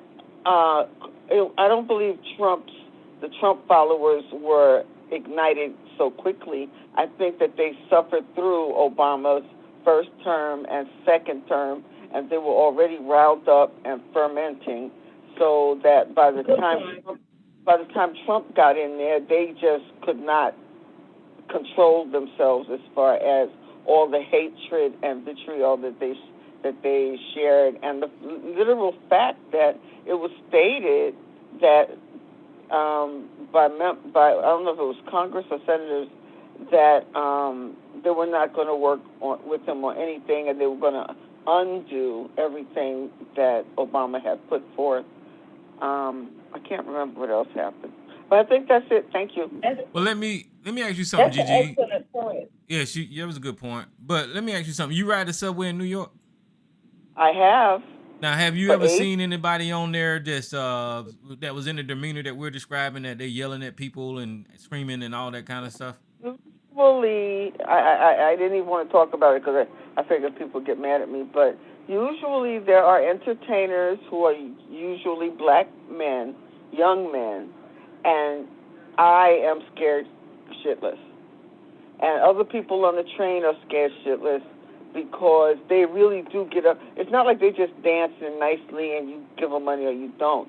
They will like stand over you and tell you to make a donation. They'll be doing cartwheels. I mean, literal acrobatics that should be in the circus. They'll be doing that, and like their feet are going 2 or 1 inch in front of your nose, flipping, and everybody's intimidated, but nobody wants to stand up because we're scared, number one, and number two, you know that if you say something, 9 times out of 10, you will not get backed up by any other passenger. So generally, so from your perspective, how do you think that they handled that guy? Since you said that you know y'all be scared. Excuse me, young man. Just give me 1 minute. Usually, if I'm alone, I will get up and move because my face is going to show that I'm pissed or whatever, and I know it's not going to end well. So if I'm alone, I will get up and move. But if I'm with my family, I have to play it by ear and follow whatever my spouse wants to do. But you know, it's very, very scary, and it's very scary down there. I don't know how people do it. I feel bad when you have to work. I had to be on that train in the 70s, honey, and it was like, Lord Jesus, it was like a rolling nuclear disaster. I mean, it was bad, all of it. It was horrible. And I was a teenager. I'm like, what the hell? I was going to high school, but that was the only way to get there. I'm sorry, Tyrone, what was your question? Well, since you got that view, how do you think they handled the guy that they murdered? I think they handled it properly up until the guy lost conscience, because you don't have to hold somebody like once you got them down, like Miss Elisa said, once you got him down and you got backup, you got other men with you. He's not no longer a threat, and then that's it. Yes. They say like the police have been told or ordered not to put somebody in chokehold. But when you're really in a fight, you may do it by accident, but it's up to you to realize he's down. I see that in a lot of MMA fights. The guys are all bloody and beat up and kicking each other's behind, and then one guy will put the other opponent in a chokehold. And even though the ref is right there, they call him the ref official. Or even though the guy is right there tapping him to let go, it takes them a couple of seconds to, I don't know, hear it or acknowledge it or what have you. And I think that a lot of people in the populace, they watch those things and they don't realize that somebody's going to die if you keep doing it, because when you do actually see it, unless it's in some underground movie or video, they look like they're holding them forever in the movies or what have you, because they really are holding them forever. But yeah. For everybody involved, black or white, I can't believe I said that. I know they're going to destroy me, because as a female, and a lot of men too are scared and intimidated, but nobody wants to be the one, because usually the acrobats come 3 and 4 in a pack. So they literally You don't understand what I'm saying. They put their arms on the rails on either side of the train. The people are supposed to be holding on, and literally do somersaults with their feet and arms flailing, and it's like almost you get. I'm sure people have gotten hit, but they probably won't say anything. Definitely won't make a report. Okay, so let me ask you this as an ex-police officer. Do you think that those guys should have, walked away from that scene unarrested? I honestly can't say because I didn't see the video.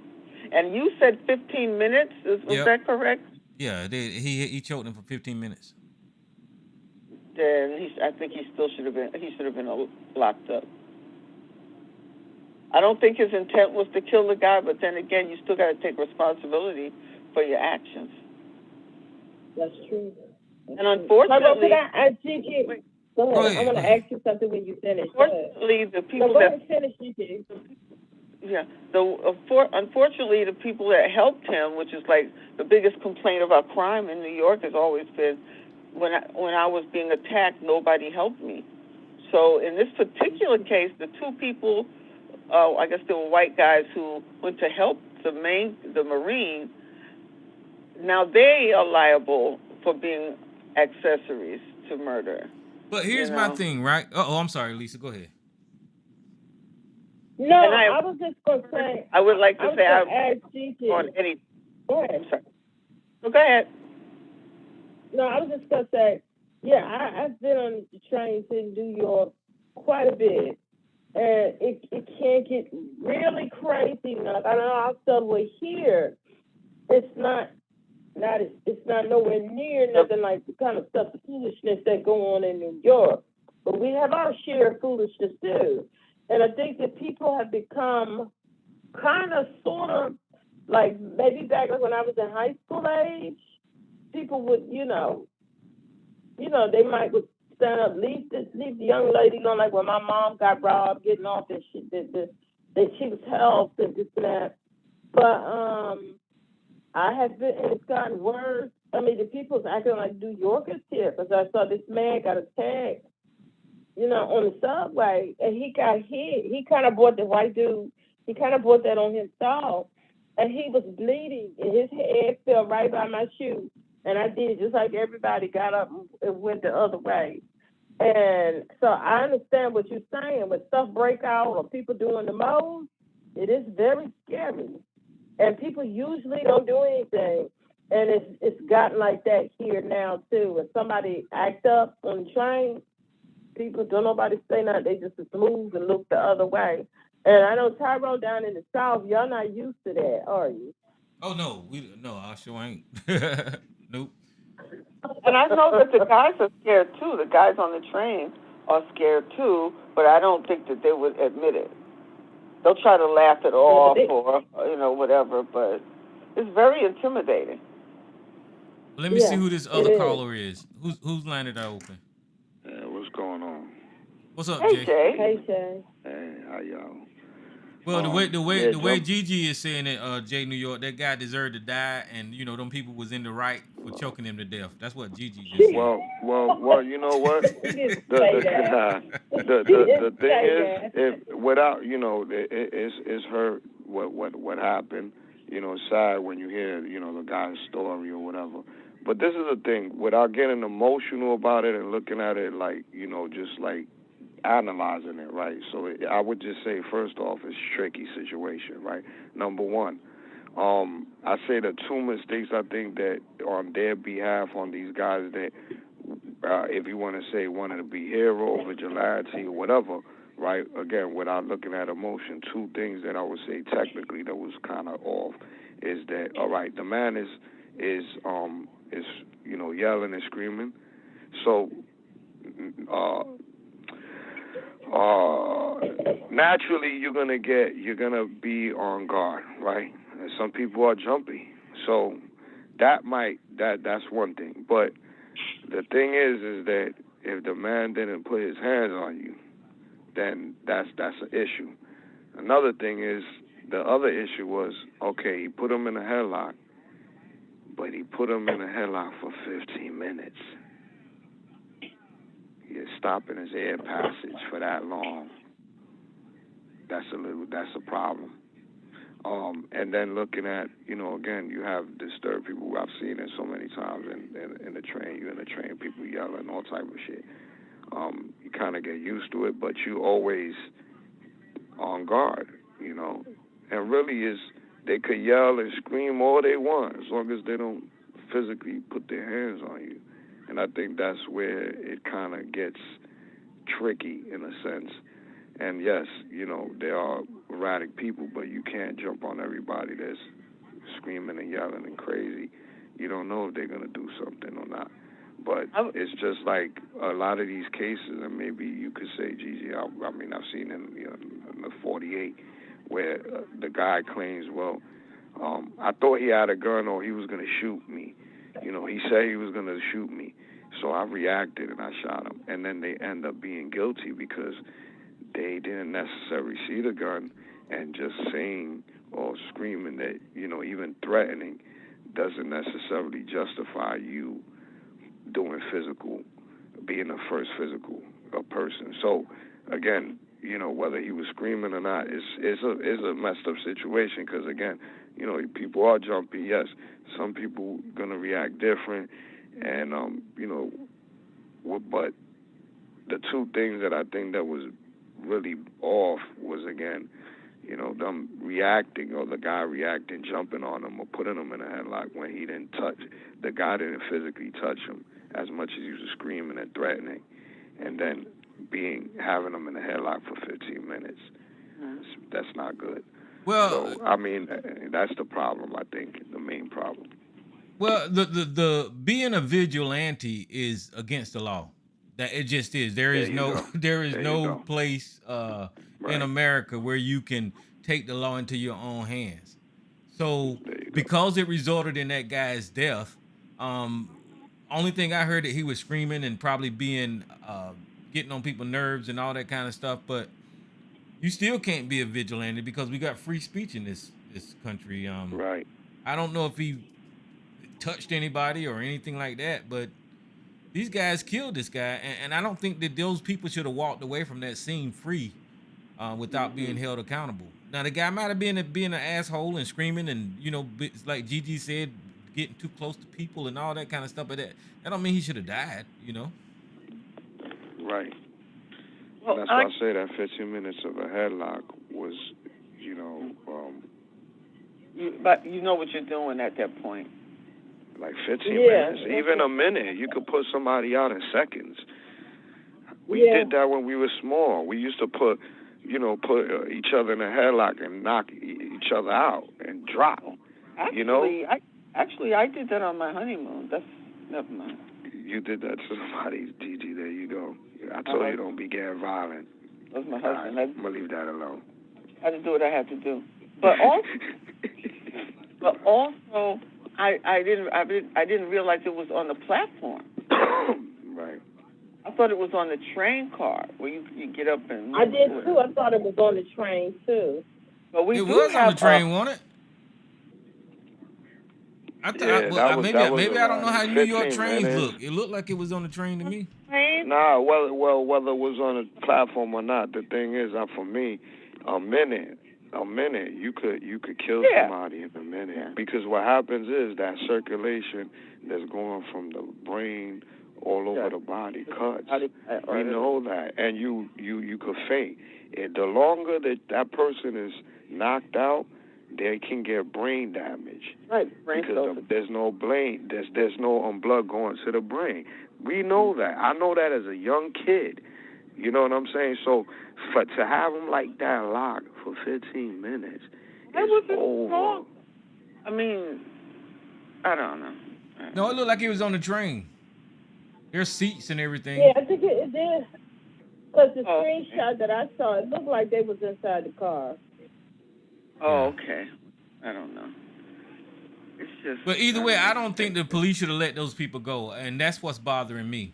Is why did they let those people go? Well, they claiming he died later. They claiming he died later, so they probably should have called him back to the. I know that's right. Yeah, that's what they said. Often do that in the police department. We'll change the place of death to somewhere else to give an excuse to the perpetrator or whatever. You have to be officially, what do you call it? You have to be declared deceased, dead by either a paramedic or a doctor. You know what I mean? So he could have been dead at the scene, but because nobody was there to declare it, they'll try to push it out. But I'm sure a paramedic showed up at the scene and knew he was dead. I mean, you could have a person that has passed away, but then you put the oxygen on them and make it look like you're working on them, especially if you're around a lot of little kids or around family, to let them know that you are trying to do something. Well, Gigi, you know what? You just brought up something that was curious to me, because they kept saying that the guy died at the hospital.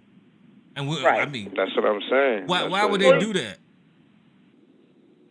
Well, lots of reasons, for legal reasons, so that they don't have to charge a person, number one. Wow. And they can, the person passed away later on. And justify why they let him go. Because they let him go. Also with cops, most of the time, not all the time, but most of the time, if a cop dies on the street or, whatever, they'll move the place of death to the hospital to relieve the family. Yeah, to relieve the families thinking about, your loved one is out there dead by themselves in the street or in the woods. So we tend to do that also. Well, I think they're gonna burn New York up if they don't go get this guy and arrest him. They could have just arrested him and give involuntary manslaughter or something. He still would have been locked up, and he still would have had to post the bail. Well, it's too late for that. They already labeled it a homicide. Another thing is that because he was in the military, he should know better, they said. So it should be even more on top of that. That's usually the opposite, because these guys, I mean, not standing up for, the perpetrator, but these guys know how to kill people, practice regularly and proud of. So I think he might have snapped. I think that he might have went to go hold the guy down and then had some kind of episode himself and just wouldn't let go. I'm sure somebody on the train said, "Oh, that's enough," or he's out, or he's something. I don't know. I'm just guessing, because I did not see the video. I'm learning how to watch stuff right up to the point before. I really shouldn't be watching them at all. Now I think about it, but whatever. Well, don't watch any of it. I don't watch any of it because I might miss and let it run too long. I don't watch any of that stuff. I look at the screenshot and read what it says and go by what other people say. Well, if you watch it on a news clip, they won't show all of that. They'll show some of it, but they won't show it all the way up to the point. If you watch it on the news. Any of it. You know what? I like going to the chat. Like, don't even watch the video.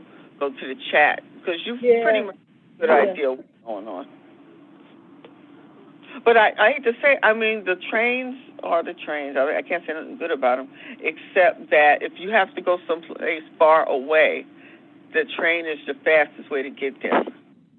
Any other time, you can take the bus or a cab or Uber or whatever. Usually they'll have a knife on them, too. That's always been famous. Oh, yeah. That's the way I see it, yeah. Women got to carry knives and shit. Hot mess in New York. Them trains is a hot mess in New York. Yeah, they gotta fix though. The tunnels are falling apart. They gotta do it. More than anything, look, they're now putting cameras. I say for the record, in 2000 in Berlin, Germany, they had self-driving trains with cameras everywhere. They had this thing that they're doing, the Omni. They've been had that in Europe, where you could go and use your card or whatever. We're backed up in New York City. We have the best system in a sense. It goes around New York City. It reaches like the main parts of New York City, so you can go around the 5 boroughs. That's why they say it is the best system. But as far as the schedule, security and all that, I mean, and maintenance, it's dirty. Our subways is dirty. Yeah. Dirty. Really dirty. Yes. I mean, stinky. Oh man, it's But terrible. why they don't clean them? Why they don't clean them? Well, they haven't done a full renovation. They need to clean it out. I mean, they need to do a lot of work to it. But they you know, there's a lot of scamming going on in the MTA. I mean, you know, but they need to, like you said, it's like the infrastructure need to be updated. Is that? They need to renovate it. I mean, tear that dang apart, literally. Like they're doing little pieces here and there, but they gotta redo it. They're using the old system. You know, what they're doing is they're tearing out the signals. Okay, they put a new signal. They're putting in wiring so you can have Wi-Fi. But you didn't fix the bricks. You know, you got to fix the tunnels. The tunnels is, you know, old. They need to be fixed. You know, there's leaks. There's all type of stuff. Things is falling apart. Wait a minute. They need to fix the damn thing. Excuse me. They do have workers who clean the subway system, but it's like futile. It don't look like it. It's absolutely futile. It doesn't look like it. No. Yeah, but the rat. Let's talk about the rats. Oh, not the pizza rat. No, man, don't do it. Shit, I will never live in New York. Y'all. It sounds like a horror up there. Your subway is a hot mess. It's a hot mess. Our subway here is rated so much higher because our subway is newer. And they just replaced all the trains. And I know, like, my cousins and them be up here from New York. And, like, our trains, it has that indoor-outdoor carpet in the inside. And they was like, people in New York will cut this stuff up and take it home. But that was back in the day. Y'all subway is ready. It's raggedy. It's ready. It's old. Oh, wait a minute. But people have had a lot of homeless people. They said people with mental illness pushing other people in front of the train a lot. And then, see, that's true. I don't know why people stand so close to the edge, though. Well, no, but listen to this. You know, this is. Well, look, in Paris, France, right? They have the guard there where where when the train comes, the doors open up and then you can get in and out. It's not open where you could just jump on the tracks in Paris. So they were debating about getting that here. And they told, well, it's going to cost a lot of money. They should have been had that. We're living in, like, we're in, like, certain things, we're backed up. As much as this is one of the biggest cities and, that gets praises for a lot of things, it also can get praised for being the dirtiest, backed up subway system. They're getting new trains but running them on old tracks. Why are you getting new trains from Japan and we're running them on old tracks and you're repairing track by track little? Our area, since some of our old trains, when we updated to the new trains with all the digital stuff. But let me ask you, how can a guard stop somebody from pushing somebody on the tracks on the subway platform? No, I'm talking about, so in the trains, right? You know how you get on the train, so there's like not a wall, but it's glass. It's glass. So it is a partition. Okay. That partition, and then they have where the doors open up in the train. When the train comes, the doors open up, and that partition has the doors, placed in the same area, and it opens up, and you get in. There's no way you would have to try to push somebody like through that glass and that glass. Yeah, that partition is too strong. It's like. Yeah, not a physical guard. Not a physical guard. A human guard. You talking about, okay, now I get, because I like, can't no guard stop nobody. Yeah, imagine you're on one side, somebody on there, yeah. No, it's a partition, so let me be clear for the record. It's a partition, and then the only time that the doors open up in that partition is when the train comes, and that partition is set where the train doors are. And they open up, so nobody could fall off to the tracks because all that is blocked. Over into the track. Right. Well, we don't have a lot of that here. Every once in a while, you hear about somebody push somebody over and over into the train. But how it's set up, the people, the people who work on it, they be up in the mezzanine, and like somebody fight break out. and somebody get Right. pushed down because they got cameras. I mean, they got cameras taking pictures of your shoes. And if somebody fall out over in the track, and if the train is like right there, you see it coming, then it's gonna kill you.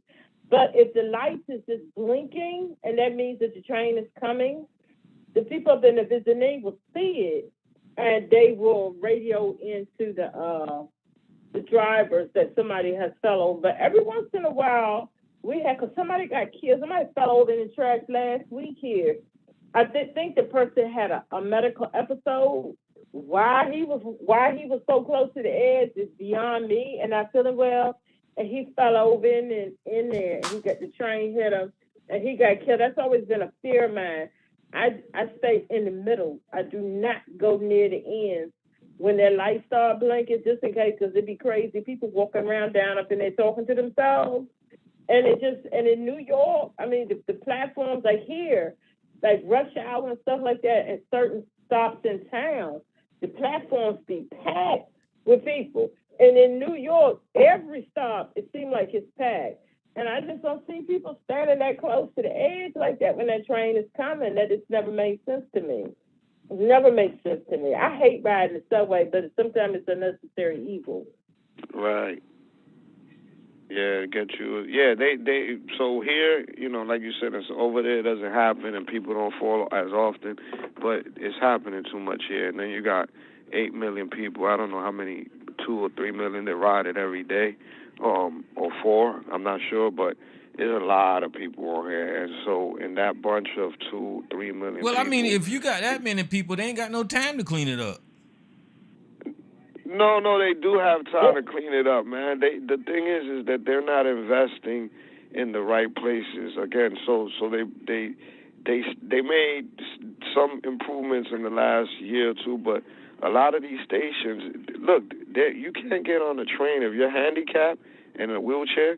You can't get on there's only certain stations where they accommodate handicap, where they have an elevator from the ground floor.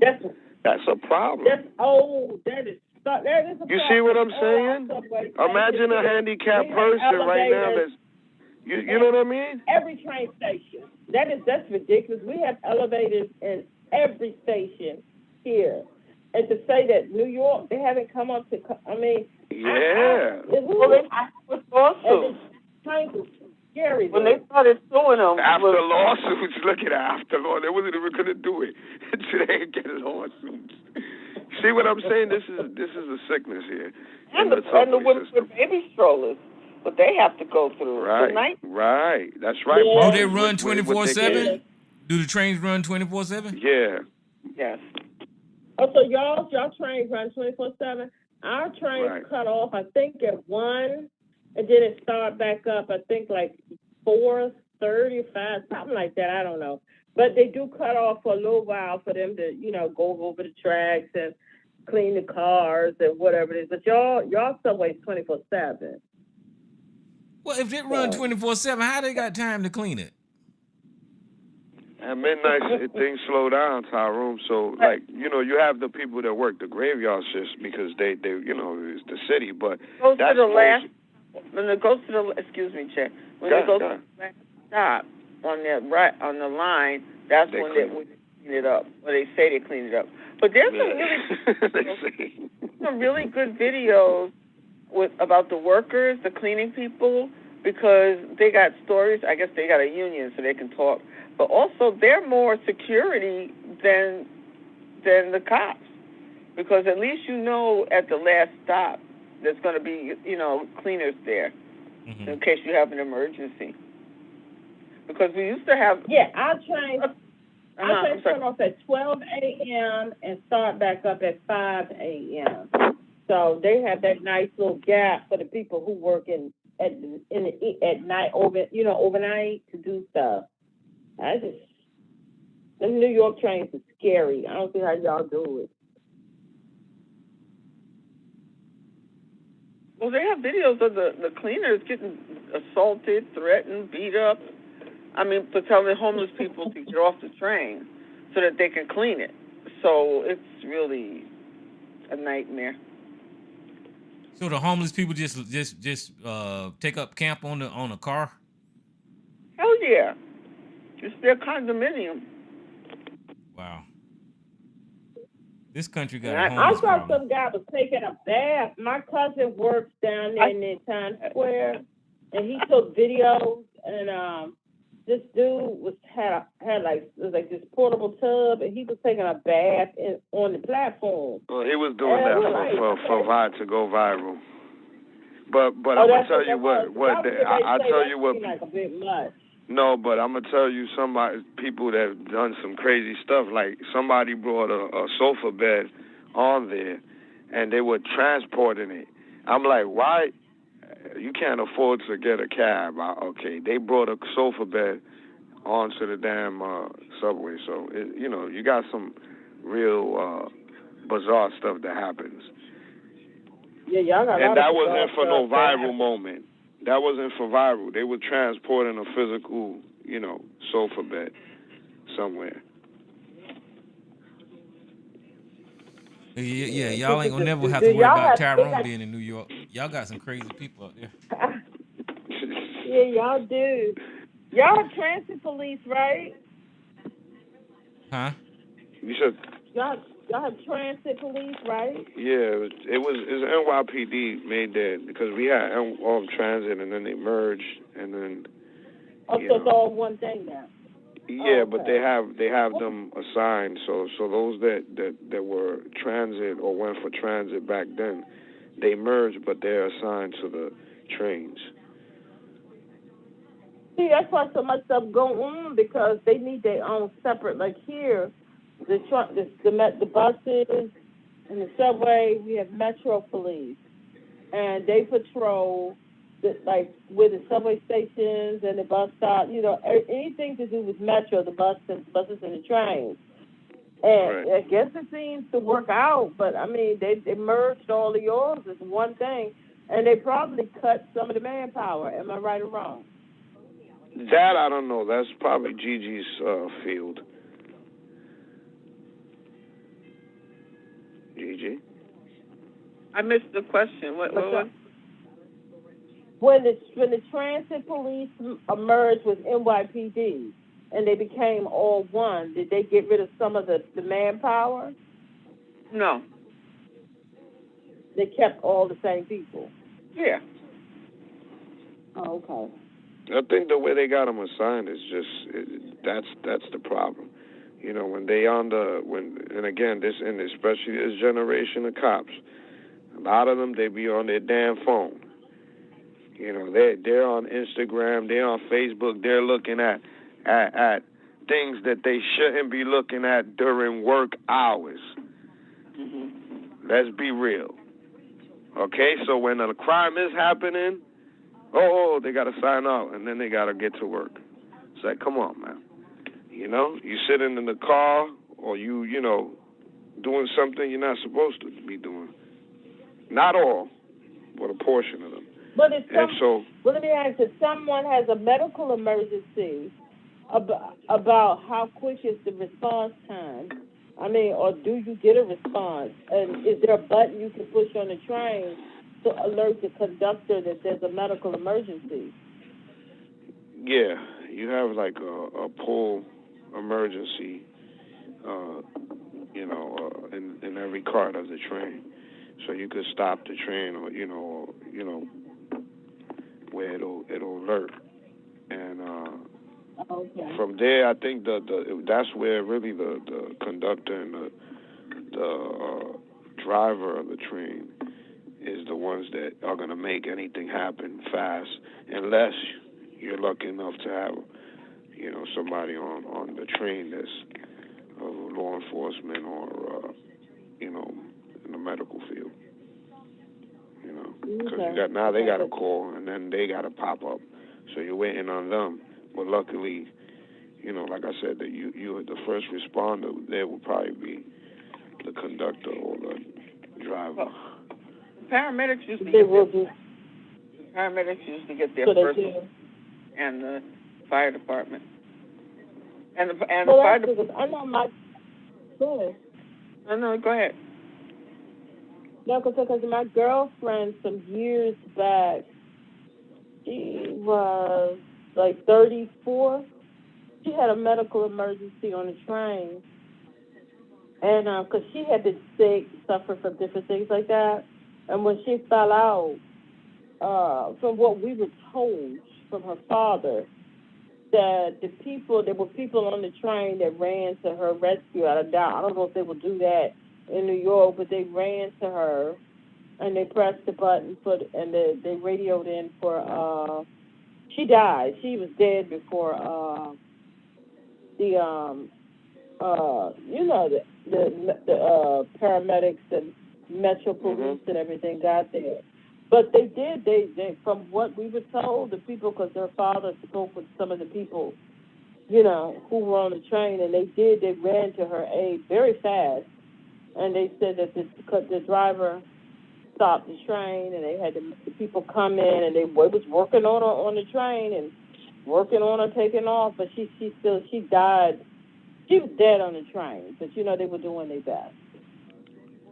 So. Damn.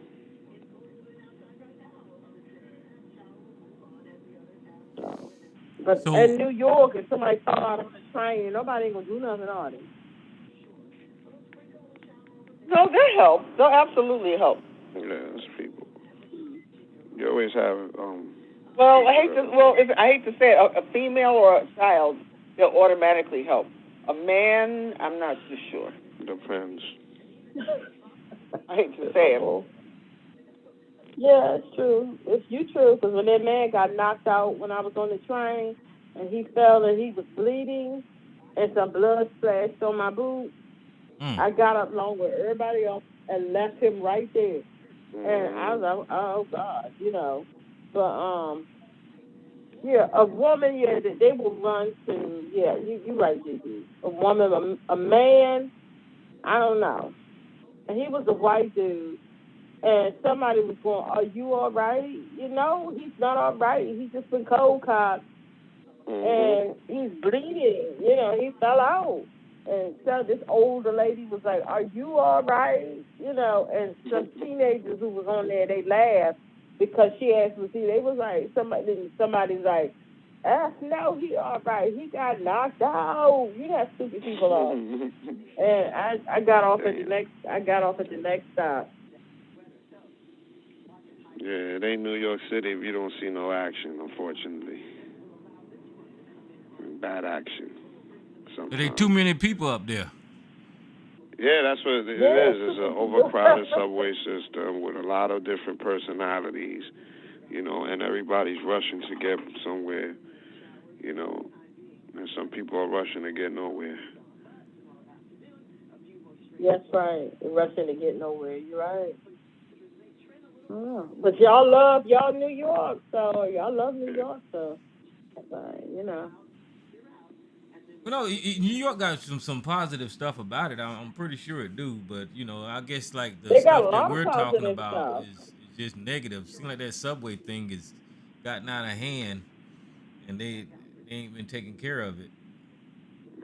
Well, it goes to a broader problem, you know what I mean? So it's just like, that happened here in New York, what's going on around this country is deeper than that. Yeah. So, if you want to say contributes or to the bigger, broader issue that's going on around this country, as people are intolerant or, not knowing how to deal with people with mental health issues, racism, conflict resolution. That's true. That's true. That's so true.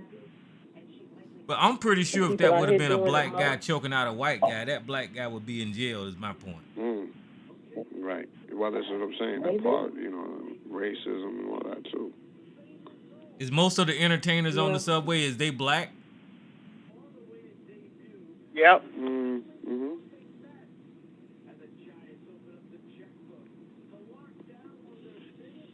Man, automatically assume, again, people with mental health, how we deal with people with mental health. And from the beginning, how that brother, first of all, he's homeless. Why is he homeless? He got talent. He's got to be hustling the subway, doing what he's doing. So, that puts him in a vulnerable situation. That's true. Sound like he was hungry because it seemed like he was pretty angry. He won't take a no for an answer. 'Cause I guess he might have been hungry. What did he want people to give him money? I saw a video. I think it was New York, or it might have been Philly, might have been D.C. too. I don't know. And the person got on but said, this is the thing. "I don't Two want to hurt problems that we I don't have. want to hurt nobody." And this guy was like, "I don't want to hurt nobody, but I haven't eaten in such and such amount of days, and I'm going to need God." And then everybody dig in their pocket and give them some money, you know, to get going, you know. Going back to the same thing again, mental health issue, homelessness. You know, what are we doing? We failing in this country. Yeah, this country got a problem with homelessness everywhere. You know, we're talking about defaulting on credit. Meanwhile, this country doesn't spend a lot of money in so many other directions. You know, and I mean, this is crazy. And then we're not dealing with the problems here. You know, they don't want to invest the money. And they talk about, oh, well, we can't throw money at everything. Yeah, well, you're not throwing money at anything. You know, or enough money to say that it's been a failure. You know, we have not, you know, what about their fellow white people, too, that have mental issues? They're not addressing that either. You know, there's a lot of mental health issues in this country, and we don't want to face it. We don't want to deal with the racism in this country. We don't want to deal with the guns. You know, it's like everybody putting their hands up. If you think about it, it's like, oh, we don't want to deal with this, or make an excuse for it. Exactly. But, you know, you hear like some of these other countries, like Switzerland and different other things, they say how good the mental health care that they get, medical care, different things like that. I don't know if you would be, America, the United States is such a huge country. Those countries are smaller. It's such a huge country, but we could do better with social programs and things. We could do a whole bunch better than what we do, because that was a mental health issue that went on with that guy on that train, and he should not have lost his life like that. Well, it's capitalism, and the people at the top, instead of using the money to invest back into whatever, they just taking the money and keeping it for themselves. These CEOs, these corporations, they're not spending the money how they supposed to do. They just their profit level profit margin is going up, and they're just keeping the money. They're hoarding. Yeah, even the government is doing the same thing. Yeah, I don't understand their mindset, because not all their family might be, you know, driving in limousines or having chauffeurs everywhere. You know, some of these peoples that are rich in corporations, families do ride the subway, you know, and or are in, you know, in settings where they have to be with public people of all backgrounds.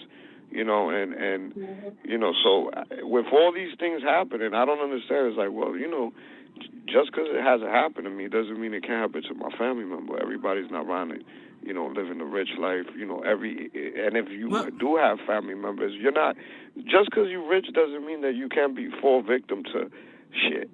Well, you can look at Jeff Bezos or even Elon Musk, and Bezos. He's about to be one of the world's richest men, but you see, his workers are trying to unionize because they're not getting he's fighting them. Yeah. Yeah, there you go. It goes to show you again, corporation where we and this is the thing too, where America is in its contradiction.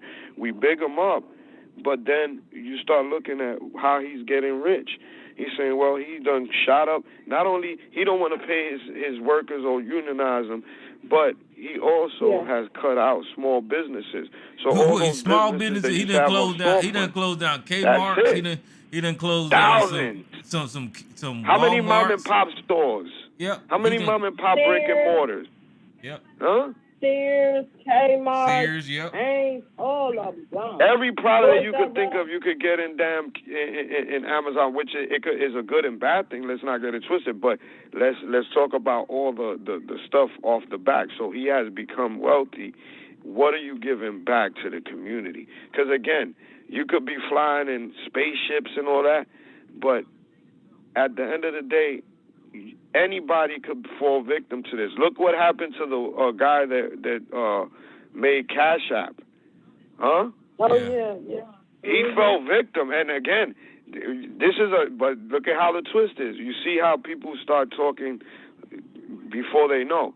They're going by, oh, well, San Francisco, the crime, and all these homeless people. They already blamed it on the homeless guy, and it so happened that the guy that killed him was a guy that worked with him or worked for him. Oh, really? Really? I wasn't following that. I didn't know They that. were already blaming it on all the crime going up. And again, it does not to excuse or not to acknowledge there is crime going on in San Francisco, but you want to put everything in one spot. And then at the end of the day, okay, so you're saying about the problems in San Francisco was going on. What are you doing to fix that? How are you helping that mayor to fix things? Another thing, what do you do to prevent this guy that worked in the tech world of killing the Cash App guy? Because this guy wasn't a gangbanger. This guy wasn't a homeless guy. So what I don't, so that's what I'm saying. There's a bigger problem in this. And, if we're going to be honest, this is going on around the country. So, again, they can keep ignoring it, but this is knocking on your door as well. It doesn't matter how many millions and billions you got. You could be affected by this one way or another. Yeah, you're right. Right. Well, he was real rich. I wonder why he didn't. Well, he was the Cash App guy. Was he super wealthy? Yeah. He was super wealthy. Yeah, became $1 billion or $1 million tech guy. So a Cash App just came out in the last 10 years, right? He's wealthy. He's like a baby PayPal. Oh yeah. So he's well over, got $1 billion. Yeah, the company was worth it. Yeah, because he's doing money transfer. He's the Western Union. He's the the MoneyGram, of the internet, if you want to say. He was next to PayPal because PayPal is a little bit more intricate. They have more range, but Cash App was the next best thing that people were using, like Venmo and Zelle and what other money transfer. But he was right there. He was the next thing. PayPal. You say PayPal, what else? Okay, Cash App. Yeah, he knew the guy, and this thing says that the Cash App founder Bob Lee was stabbed to death after an argument with the suspect's sister, the court documents show. So, I mean, there was some type of disagreement between them two, and it wasn't a homeless guy. Yeah. It wasn't a bomb. It wasn't some gangster or robbery. So I don't know what was going on. I don't know so what's following it. This hits all demographics and backgrounds, and I think that it's time that this country take a look at it and admit to the problems that is happening. I mean, they're just gonna say if he had a gun, he could have.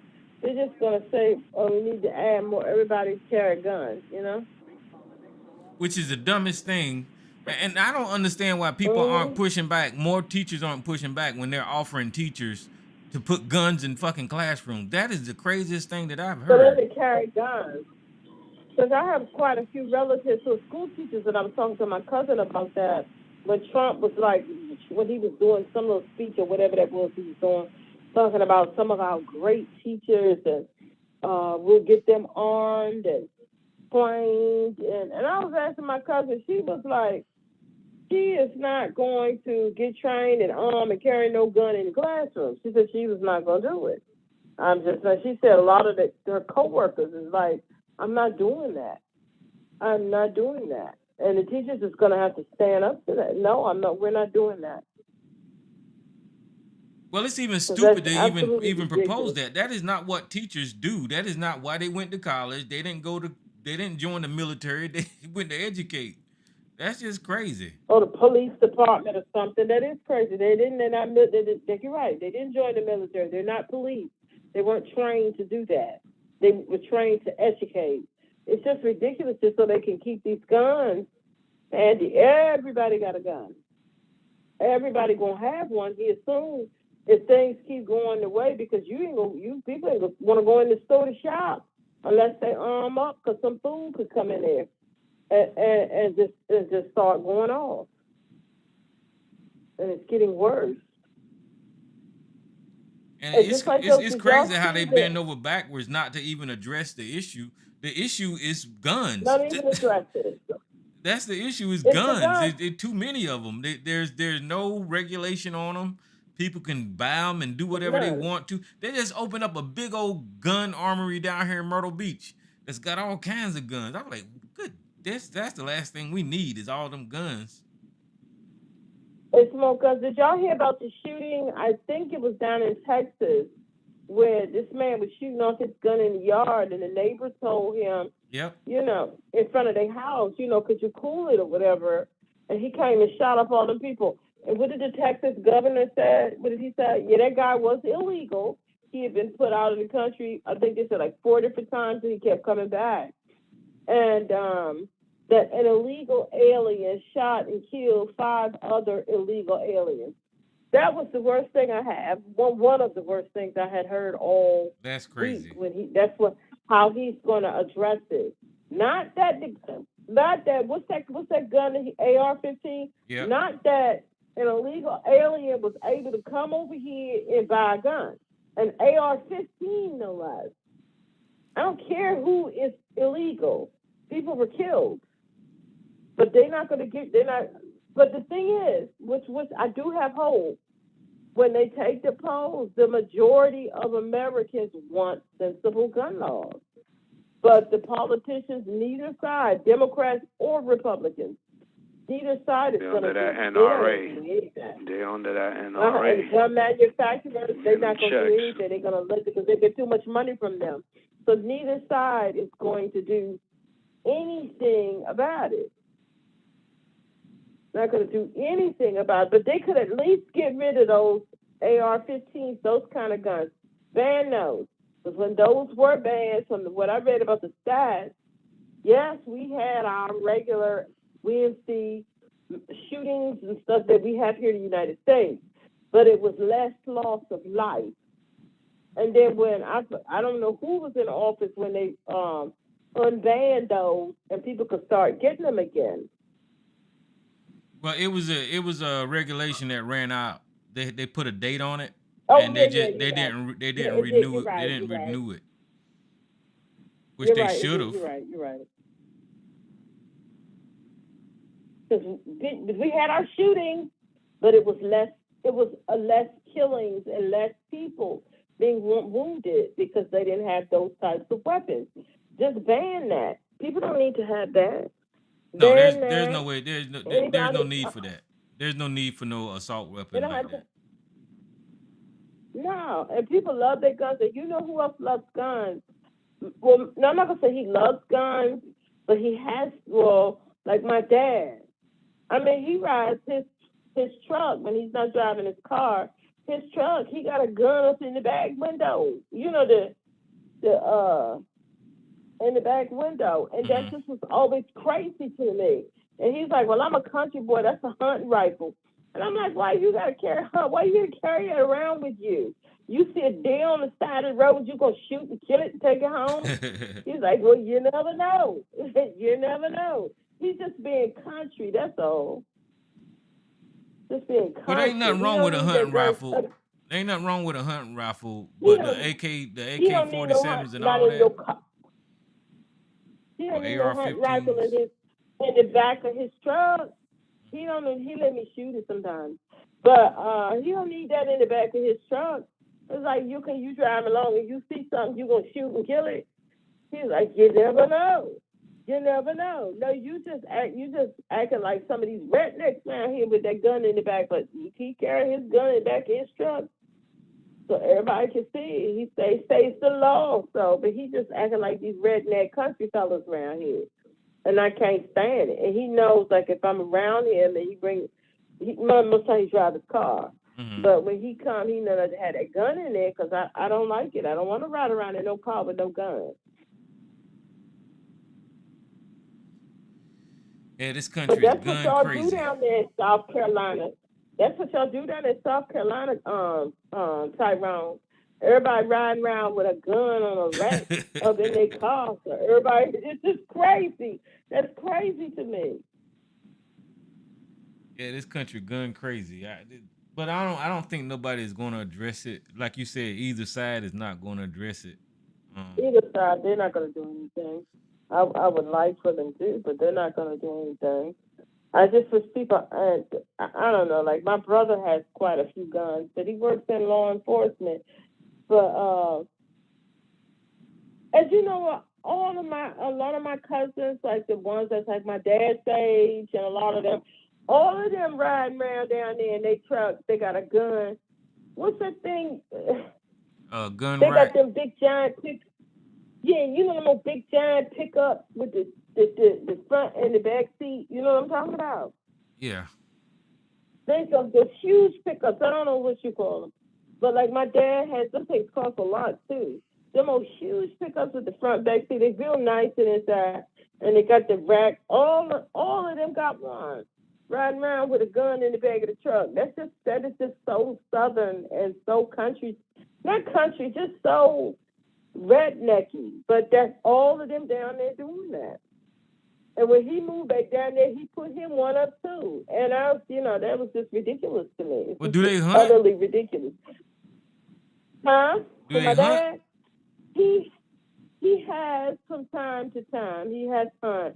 But I mean, if you go in hunting, then put the thing up on, we used to call it a rack. Put the thing up on the rack. But if you're not hunting, why you got that in it? You don't need that in the car. But he has hunt. He's got all of them down there. They hunt. Because my cousin, that's my father, is around my dad's age. He has on his property. You know, like if you kill a deer, that the people can come and whatever you do to the deer after you kill it, you gut it and all that stuff you do. Yeah. And because where he's at, he built it up. It's real nice. And all the rednecks, people come, and I think they pay a fee, and then they can do whatever they, when they bring their thing in and cut it open and gut it. And he has that set up. He don't work there. He just has it set up, and then they pay, to come in and do what they're gonna do. What they kill. But yeah, my father has hunt. He don't probably hunt too much now, but he used to deer, and he quit with the turkeys because he said that they didn't taste good, so no sense in. And then they have the boars around there, but mainly deer. But if you're not going hunting, why do you need a gun in the back of your truck? Yeah, and I agree with you. He said you never know. He said you might see something on the way home. I'm like, you ain't gonna see something on the way home. You gonna shoot that and do what? Take it home? No, you don't need to carry that thing. But all of them do. All of them, the black and the white down there, all of them do. They got a gun up in, you call it a rack, up in the back of the truck. Them old big pickup trucks too. Just southern, Tyrone. Just southern and country. Well, I don't hunt. I never hunt. I don't even know how to fish. I don't do none of that stuff. Oh, they do all of that. My dad and them, he do more fishing now than he used than the hunting, but he used to hunt. And all of them hunt. My cousins, some of the girls, because all their dads hunted, hunt. So I see pictures that they put up on Facebook. They have on the hunting clothes, and they out there with they hunting guns or rifles, whatever you call them. And they out there hunting too, just real country and southern. And see, I don't eat that stuff. So I used to eat deer meat, but I don't eat it anymore. I stopped eating that long time, 10 years ago. But they all hunt. Some of the girls, some of they be out there with their guns Just like the men out there hunting, they love it. I didn't grow up with that. We spent our summers down there, but we didn't grow up hunting and killing nothing on the farm to eat. We didn't grow up with that. And whatever that they killed, and that they was having it for dinner, when we were young, they all knew, like my grandmother knows, to cook us something from the stove. You understand what I'm saying? Because we refuse to eat that. So if they have like deer, if they had like they killed turkeys or chickens and stuff, whatever it is that they killing from off the farm, they would buy a chicken from the stove and cook that for us because they knew we just how we looked at it and had our nose up. It's just too southern for me. Well, there ain't nothing wrong with them having those type of guns to go hunting with, but you can't even hunt with no AR-15 because that'll tear your animal up. That's how destructive. Yeah. There's no reason to hunt with an AR-15. So the rifles and stuff like that you can hunt with because it just puts a hole in there, probably shoot them in the heart or whatever. But those other weapons would tear that animal up. It won't be nothing left to eat. So if you shoot let's just say you go deer hunting and you have that AR-15, it would tear the animal up too bad. Yeah. If you think about what they were saying about the kids that got shot in Uvalde, they said that they had to use the parents' DNA. They had to use the parents' DNA to identify those kids. Yeah, to identify the children. Yeah, yeah. I'm still not over that. That was just awful. So yeah, you'll mess your meat up if you try to shoot with a AR-15. But they hunt so bad down there where my dad knows to live. My cousin, she was going into town to the grocery store, and they heard this pow, and she was driving and had the two boys in the back seat. And she pulled off. She said, these people out here hunt because they be on the side of the road. I don't know what you hunt off into the bush, off to the side of the road. And somebody was hunting, and the bullet went straight through her windshield, right in the middle of the seat, in between the boys. And what if somebody was sitting in the middle? I mean, they do be some hunting down around there. You got to be careful. Well, they supposed to have a certain direction that they shoot in now. So they ain't supposed to be shooting toward the road. Whatever. Well, somebody was messing up because it sure shot through her car and went straight in the back seat, right between the boys. But a lot of times people be drinking and stuff when they out there. So, they say around deer hunting season. It's terrible because you see them. They be walking along like certain roads you drive down. You see them, the white and the black. They be like walking alongside the woods, like from the road. And I had asked, I said, well, what are they? Because they had the guns, or what are they? They said, oh, they deer hunting. Sometimes they're hunting for turkeys and stuff like that. Yeah, I don't know what they be hunting for, but I don't be out there with them. You have never been hunting? No, never even went fishing. I don't do that stuff. I don't know. I think it's disgusting and nasty. I think so too. I don't think I could shoot. My father has let me shoot his rifle. Like we go out running the back part of the property with nothing but woods for like acres, and he'll let me shoot the gun back there. And I remember some turkeys was back there. He was like, "See if you." I was like, "No, I'm not shooting anything. I'm not gonna shoot, and I'm not gonna shoot nothing living." And then he was like, "Well, let me see if I can catch it." I said, "Not in front of me, not in front of me," and he just laughed. Not in front of me. I do all my hunting at Walmart. I know that's right. I do all my hunting at the store too. I don't want to see it, but see, these are farm people, and when they roast, they used to have like the certain certain celebrations. Yeah. They would do, like, what you call it, roast a hog and stuff like that when they had pigs. They had regular farms. Well, yeah, I And know we people. I would know go in the people that do house. all that. You know, I just don't. Yeah, that's just a bit much. And we would go in the house because we didn't want to hear that squealing and stuff like that. And we would not, me and my brother, like some of our other cousins that were down there from here in New York and stuff, we wouldn't eat that stuff. We wouldn't eat it. I'm not eating that. My brother would, because he loved, that pulled pork barbecue. He loved the barbecue. My brother would. So you But ain't never other you than ain't never that, we ate wouldn't nothing eat. that was killed. No. Uh-uh. No, never ate any of that stuff that was killed.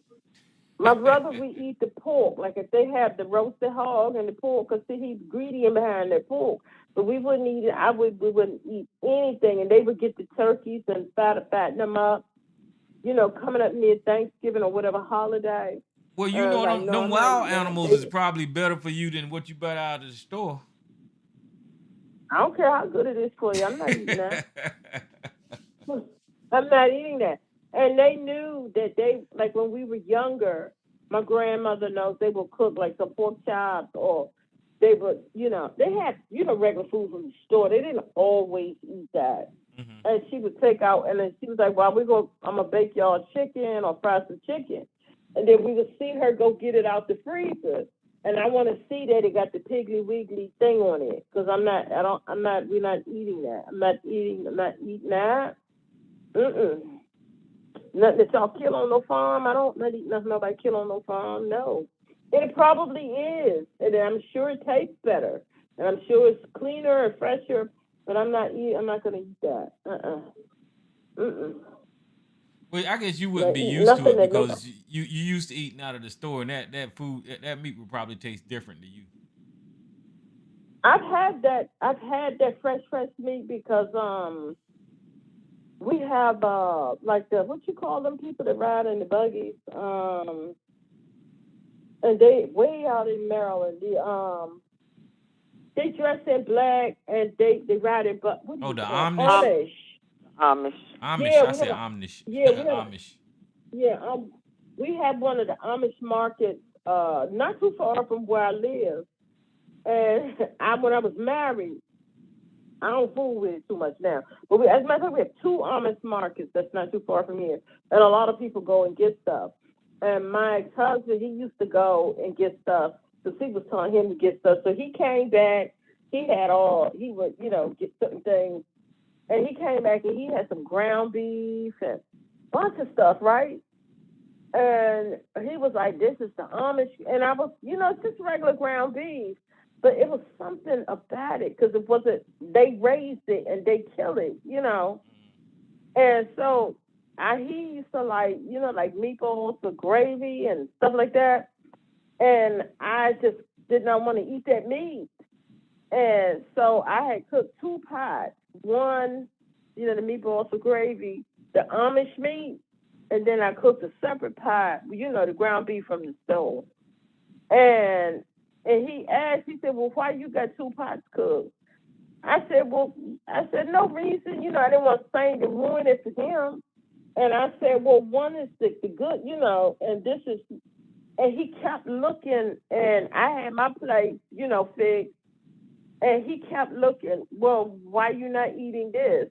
And I'm like, oh, it's no reason, I'm not eating this. And you know what? He could not eat that because of that.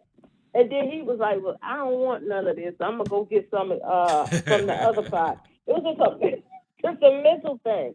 But it's just for me, something that somebody killed on their farm, I don't know. It might be backwards. Some people say it's backwards, but I can't eat that. I'm not going to eat that. Well, I don't blame you. Real funny about that. I can't eat that. And somebody from his job, they used to go big game hunting. Like areas where they had elk and them kind of old big animals like that.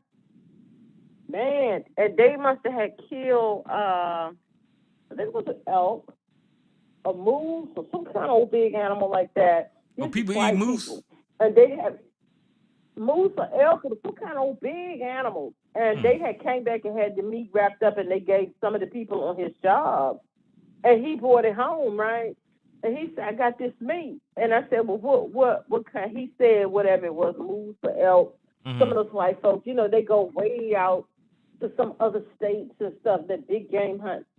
And that's that moves to that elk, and I had wrapped it up in extra bags, and it stayed in there. And I remember we was cooking on the grill, and I said, "Well, you gonna cook your moose meat?" And he was like, "Well, no, because he didn't want to eat it either. No." And he grew up in the country too, South Carolina. No, I'll cook it next time. That moose elk meat ended up getting thrown out because he didn't feel right. I'm not eating that. I'm not eating no elk. I'm not eating that. There's too many other things. Shouldn't really be eating meat anyway, but I ain't eat no elk. I'm not eating moose or whatever that was. It's just like buffalo. I feel funny about eating buffalo. I don't feel right about that either. If I'm going to eat meat, I just regularly be a regular cow. Because we went to, they had the big powwow, all the Native American groups, they have it here in D.C. Some years back, me and my mom went, and they had the buffalo burgers. And they had smelled so good. They had all the people set up, with the different food. And that was such an awesome thing that we went through because you saw the different tribes. And then there was a lot of black people that were there who you could look at them and tell they were probably half and half of the different tribes. So we went I said, well, let's just get one buffalo burger. And because everybody was saying how clean the meat is and how it's supposed to be, if you're going to eat meat, it should be better for you. And so we got buffalo burger and put some ketchup, mustard, and cut it in half.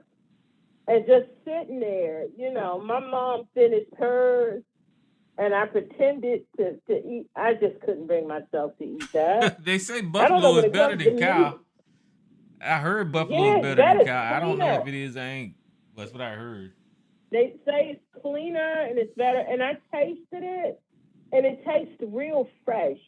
If you understand what I mean by real fresh, It was real fresh. And I tasted a little bit, and I pretended to eat mine. And my mom finished hers. And she said, "You didn't finish that piece of that burger." I said, "No."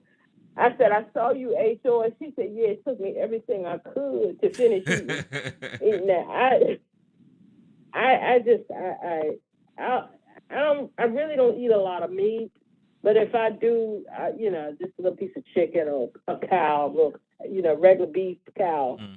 But it was very fresh. It tastes just like ground beef, but it was very. I just remember they had cooked it on charcoal,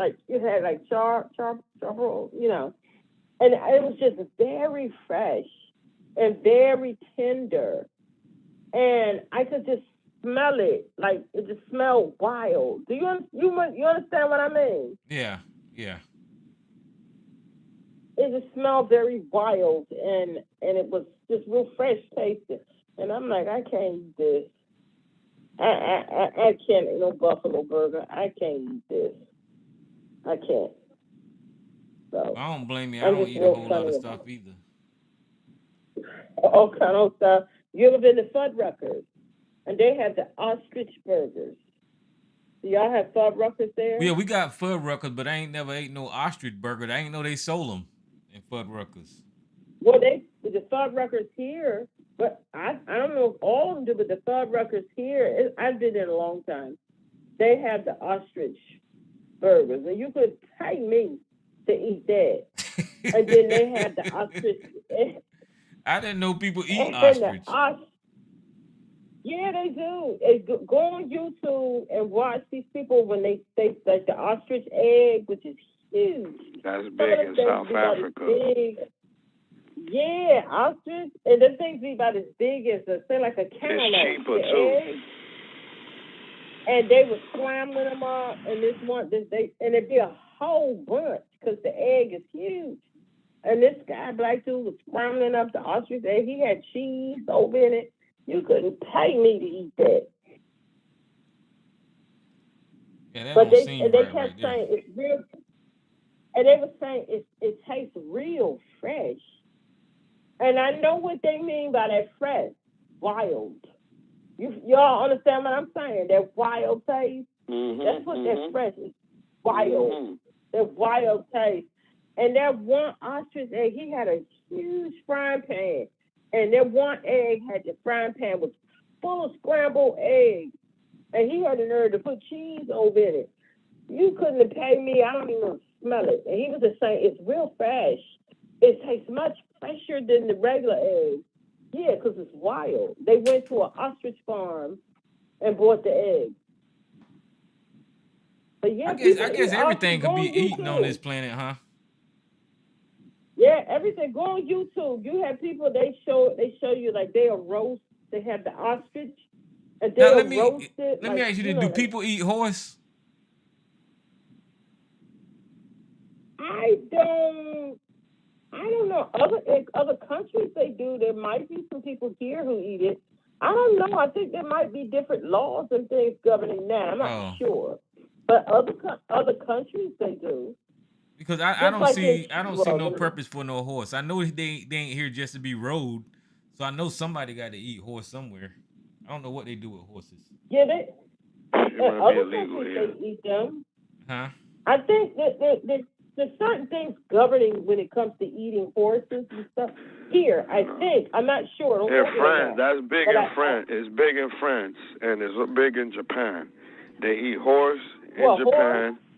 Horse regular, like that's, and in France, that's like, yeah, that's you know, if you go to like fine dining, they're gonna have horse on the menu. Oh yeah, it says Eurasia. So you're right. That's where they eat at, Eurasia. Yeah.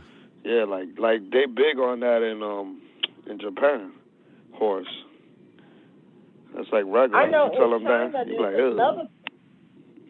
I know there's another thing in China that they big on, and they have the festival. I'm not even gonna say it, and they have the festival where they roast this particular animal, and the younger generation is trying to get them to stop doing it, but they have the festival for it every year, and well, they eat rat in certain places in the country. You know, we're looking at these rats that run around. There's people that eat them. I know that they eat them rats, and they eat like in this country. You said they eat rats in this country, Jay? They do too, but they're not gonna take the street rat. What they do is you look at them in what is it down south. That's that water rat, the big one. They got the in the beaver families and all them. Because those are all rodents. They come into that family. So actual regular rat, no, not in this country. Is a regular thing. I don't get ready to say. But in other countries, they will. In other countries, they do, and they have no shame. In the United States, they do, because I know my aunt, her husband and them down there in Baltimore, they used to go to the down there with the wharf, and they used to buy the most big the rats. They had the wharf rats. No. Because you see, that's what I'm saying. There's a certain type of. Wait a minute, hold on. Wait. Yeah. So you saying in Baltimore they used to go somewhere and buy rats to eat? Yeah, wolf rats. Yeah. It's not the regular average rat that's from the street, but it's from that family. Right. It's not a street rat. They're like a wild. I don't know what kind of rat, but it's that we just call it wolf rat. But they're not regular street rats. Yeah, and they thick. Yeah. And they used to eat it. He used to cook it up like in a stew, and sometimes bake it, and they put all this stuff on it and bake it. And they used to go down to the wharf in Baltimore and buy. That's what we call them, wharf rats. But they went down to the wharf and they were buying. People crazy. I guess they eat dogs too, huh? No, I don't know about in the United States. People really don't eat dogs. In China, that they do, but I don't think people don't eat that here. Well, the rats is good enough for me. But the ostrich, Tyrone, go on YouTube and look up ostrich. How to prepare ostrich.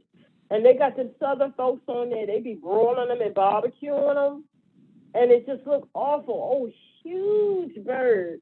And they have it on like a thing you be spinning it while they cook. Yeah. And yeah, they eat that. And there's too many other things to eat. Certain things you don't have to. But yeah, people eat that here, ostrich. It's a delicacy in some places. Yeah, but in Baltimore, they used to go down to the wharf and buy rats. I don't know what kind, but they used to buy them and cook them because my aunt, I call her my aunt. She's like as old as my grandmother. That's what we call her, my aunt. But her husband, who was born and raised in Baltimore, he used to eat it, and they grew up eating it.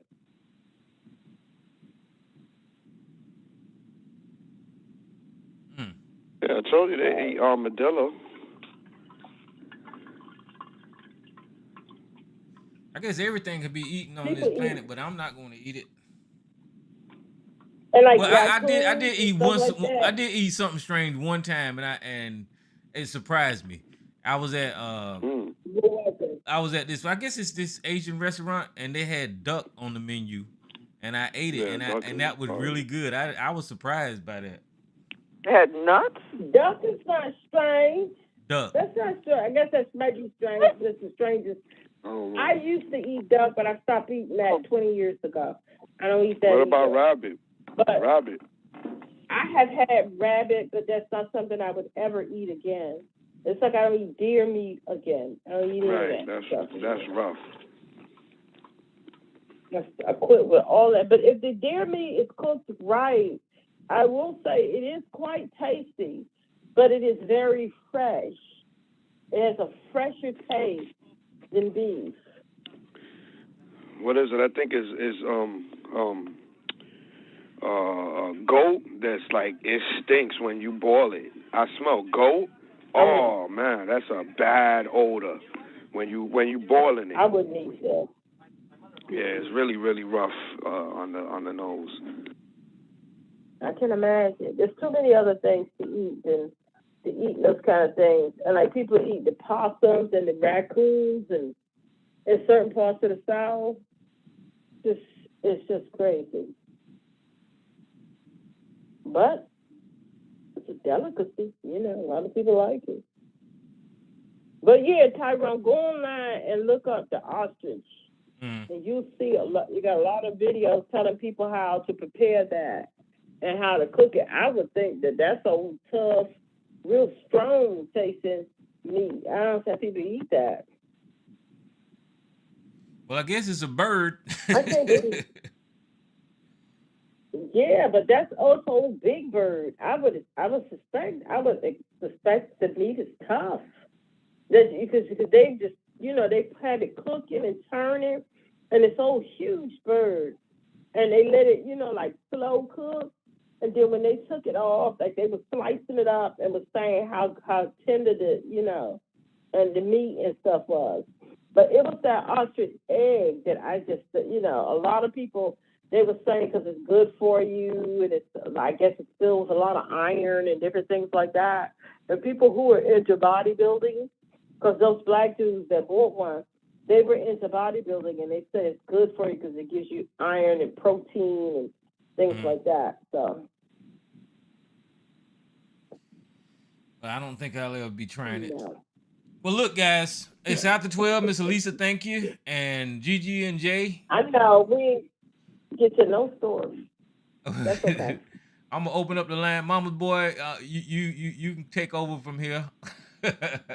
And YouTube won't get ready to shut y'all down. Q&A session is over. All participants are unmuted. Oh, I'm sitting back, man. I've been sitting back here lately, man. Fireworks been going off without me. Oh, yeah?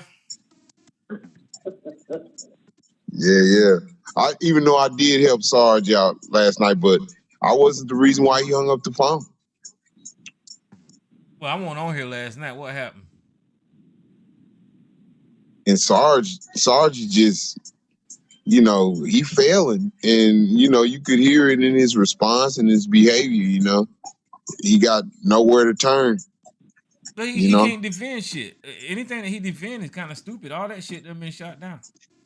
Yeah, and to still be defending it shows just how futile it is, and he's feeling the effects of it, And he just getting frustrated.